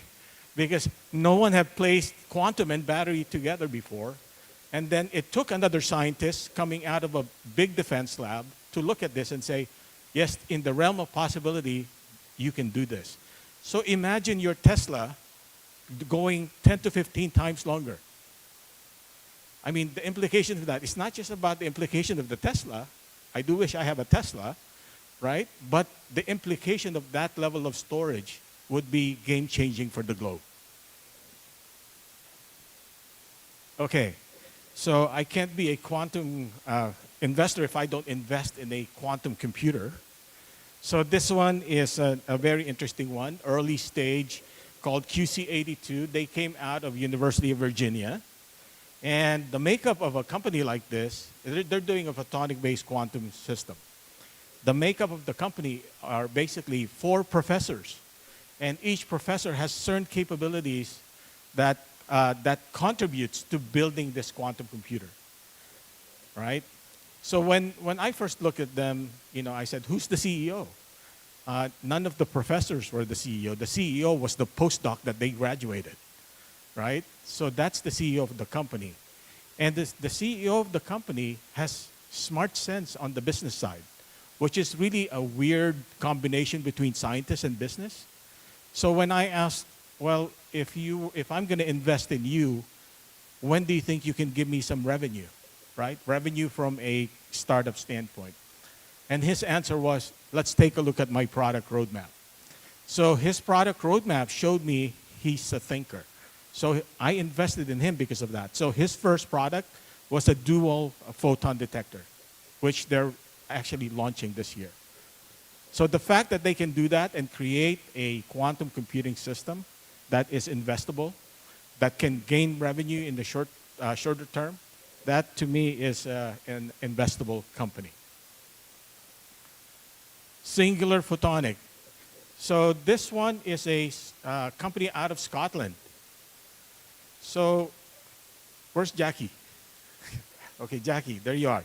So Jackie, right? So I've been, I think you can do this, right? So this is a kind of company that you can do. This is a startup that I invested in this is one of my last investments. And the reason I invested in them, they had a key differentiation on how they do these photon detection system. They have a self-configuring chip that is based on new kinds of materials. So I've never seen anything like that. And I said, okay, if you can self-configure, if you have a self-configuring chip, can you do something else with that? And they said they can. So the possibilities are endless for that. Okay. So here, this one is an interesting one. So this one, I invested in this company because they get timing right. I said, well, what does timing have to do with anything in this world, right? So, the GPS that you have, global positioning, positioning is all about timing as well. Let's say Meta and Microsoft, they have all these servers and they're running applications. So there's a lot of stuff that's happening from a timing perspective, from a communication standpoint, that if you go out of sync on the time standpoint, it causes a whole lot of issues. This is the kind of stuff that people don't know about, but has a $1 trillion type of impact. So I invested in them because nobody seems to be doing that. They're quite unique. Okay, this one is Alira Quantum, US-based company. And what they do is they create photon entangled quantum safe networks. So they're in the realm of trying to secure your network. So who runs a network here? Who runs a network? Who is part of a company? Who is part of any DOST people? Do you guys have a network? You guys have a network? Of course you do, right? So this level of network, so this company has been invested by Cisco. Cisco is probably the biggest network company that you have out there, right? So what Cisco is interested in is how can we create an unhackable network where I could run all of my servers, all of my communication, and it can't be hacked. Okay, so I invested in them because they are a very popular company invested by Cisco. Okay, so here's another one. Another example of a semiconductor company, right? And what they're doing is basically they're just creating efficiency in electronics for quantum systems. But what they figured was, when they were looking at their chip, they said, oh, this chip could actually be repurposed to something else. And I said, what's that? Because of the way the chip was configured, it could actually become an analog compute system. So now that they have electronic that can help with quantum system, they have the next generation is to become an analog computing system. So if you take a look at the impact of something like that, right, then you can have billion-dollar market. This one is a UK one, a little bit more older company. They're doing optical computing. Okay, optical computing meaning just using light for compute, similar to like photonics, except this one is doing 3D. I'm going to go breeze through some of this. American Binary. So who uses a VPN? Okay, there you go. Everybody understands what a VPN is, right?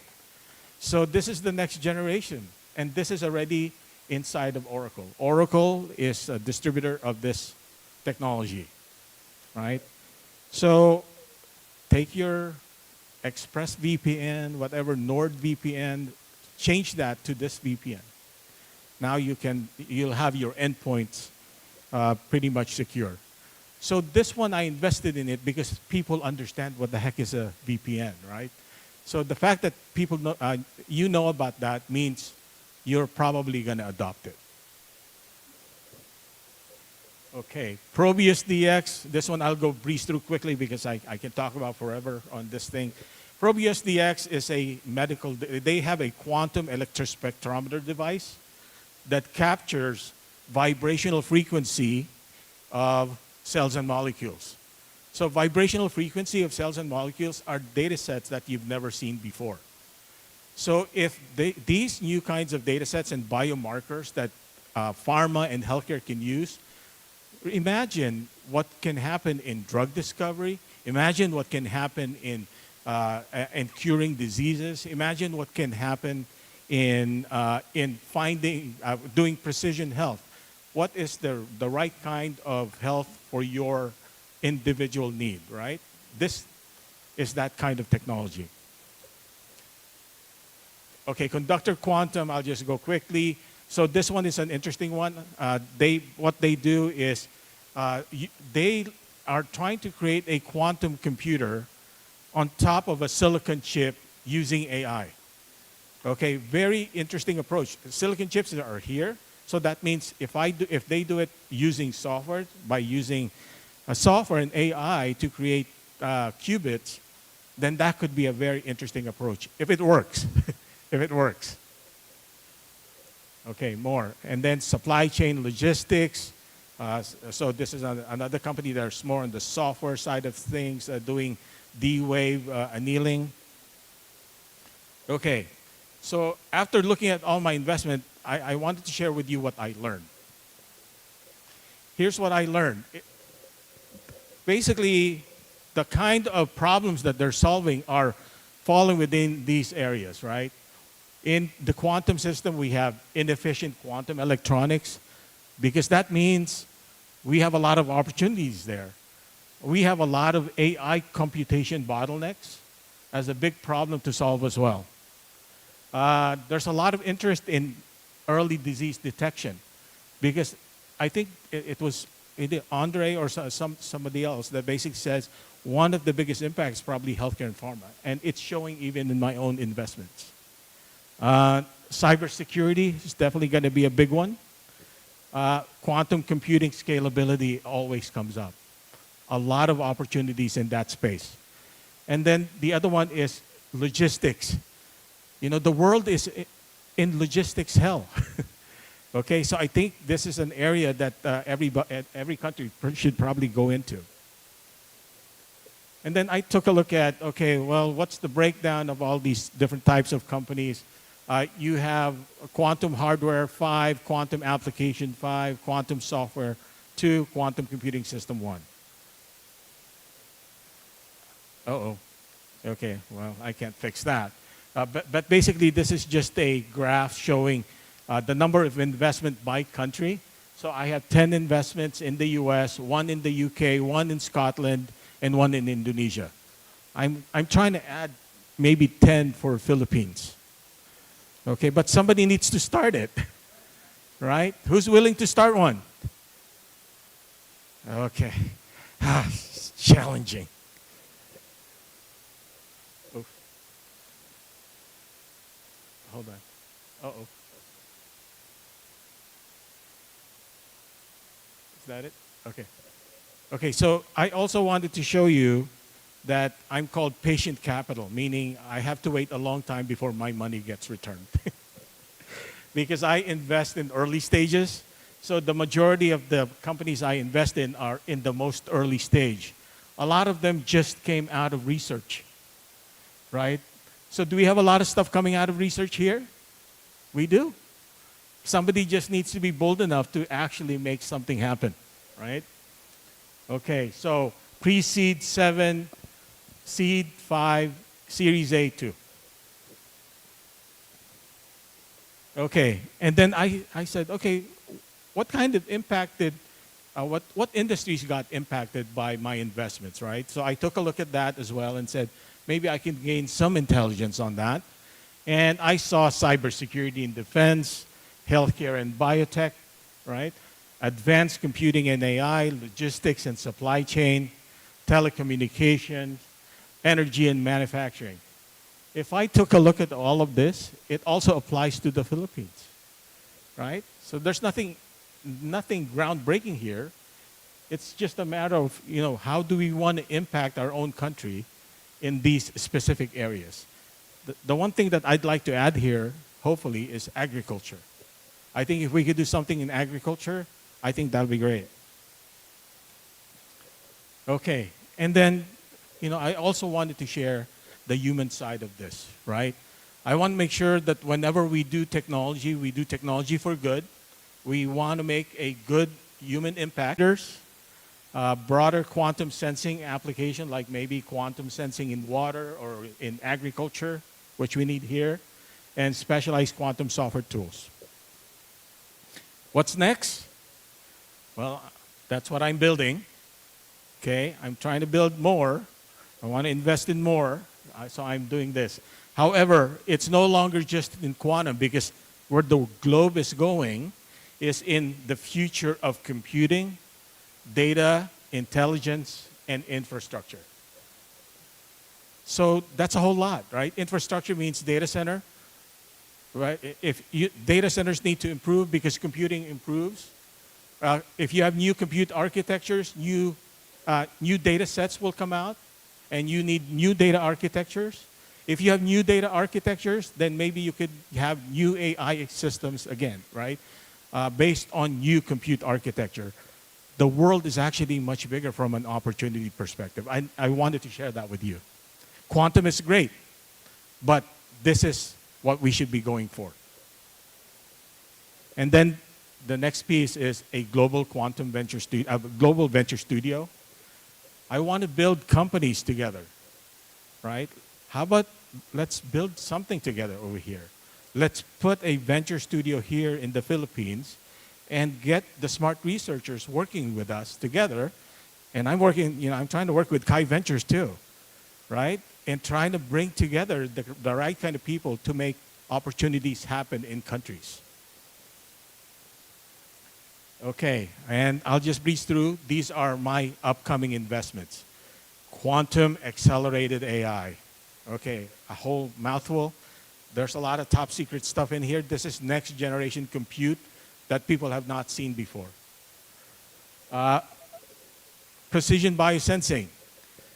Andre just gave me another lead on this area. I love this space. I think there's going to be a lot of impact here.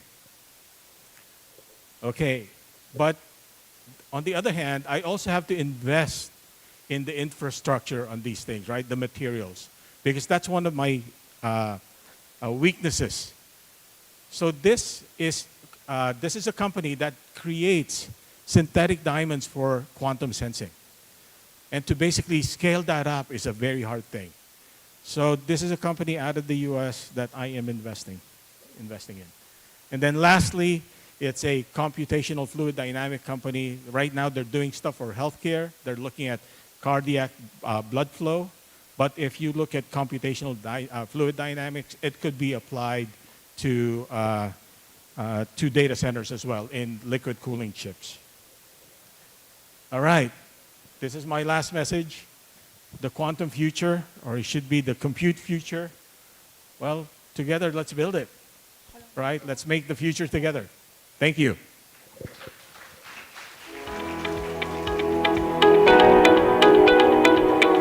Maraming salamat po, Mr. Manaloto, for sharing with us opportunities and your learnings in investing in quantum technologies. Now, after hearing that presentation, anyone in the house who's interested now in investing in quantum technology, just approach Mr. Manaloto here in table number 2 and do not miss your opportunity to invest. So, before we proceed to our panel discussion for this segment, we will be hearing insights or reactions from Dr. Tobias Denzler, who is the head of S&T and QAI Ventures in Basel, where he lead the technical evaluation of quantum startups and run global incubation programs for early stage quantum entrepreneurs. So ladies and gentlemen, to join us virtually, we have Dr. Tobias Denzler. Hi, Dr. Tobias. Thank you very much for the introduction. Can you all hear me?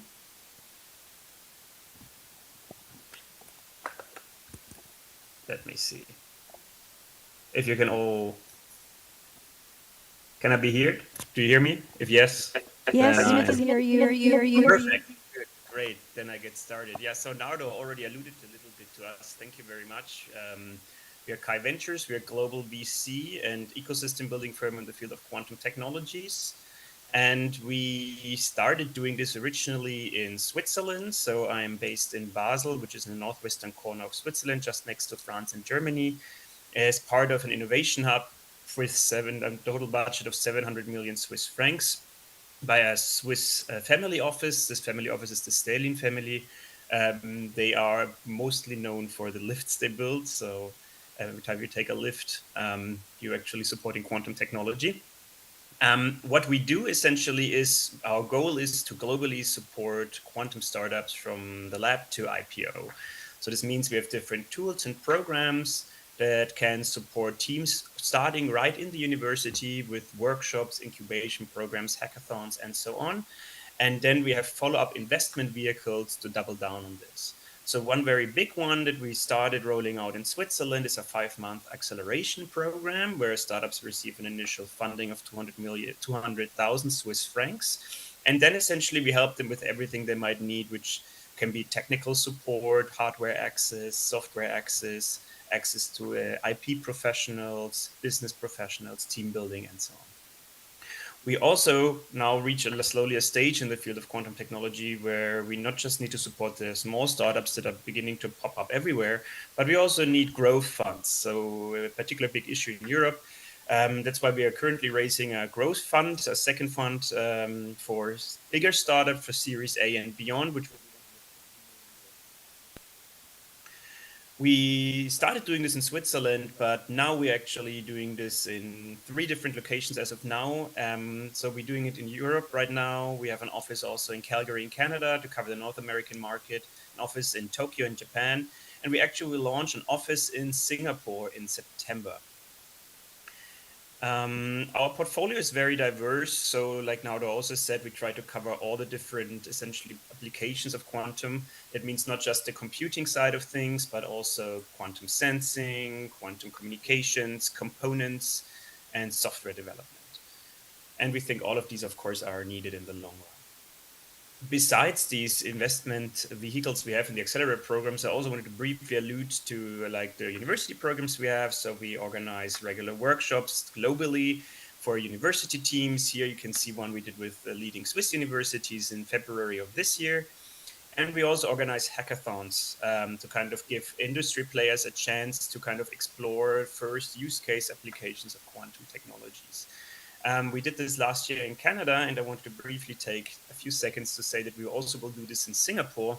So we will have an event from October 24th to October 26th. This is just the weekend before the Switch conference. And we will focus there on the applications of quantum computing for finance, for the finance sector. And different players will join us. I can already announce that IQM, a European-based quantum computing company, will join us and give us hardware access. We're going for 100 participants with different global experts. And if you're interested about this, here you can find the link to the event. That essentially concludes my short introduction of what we do at QI Ventures. If you have any questions, feel free to reach out to me. You can find my email here at the bottom, or you can actually talk to Angelina, who is our contact person for our office on site in Singapore, who is physically present with you right now in the Philippines. Thank you very much.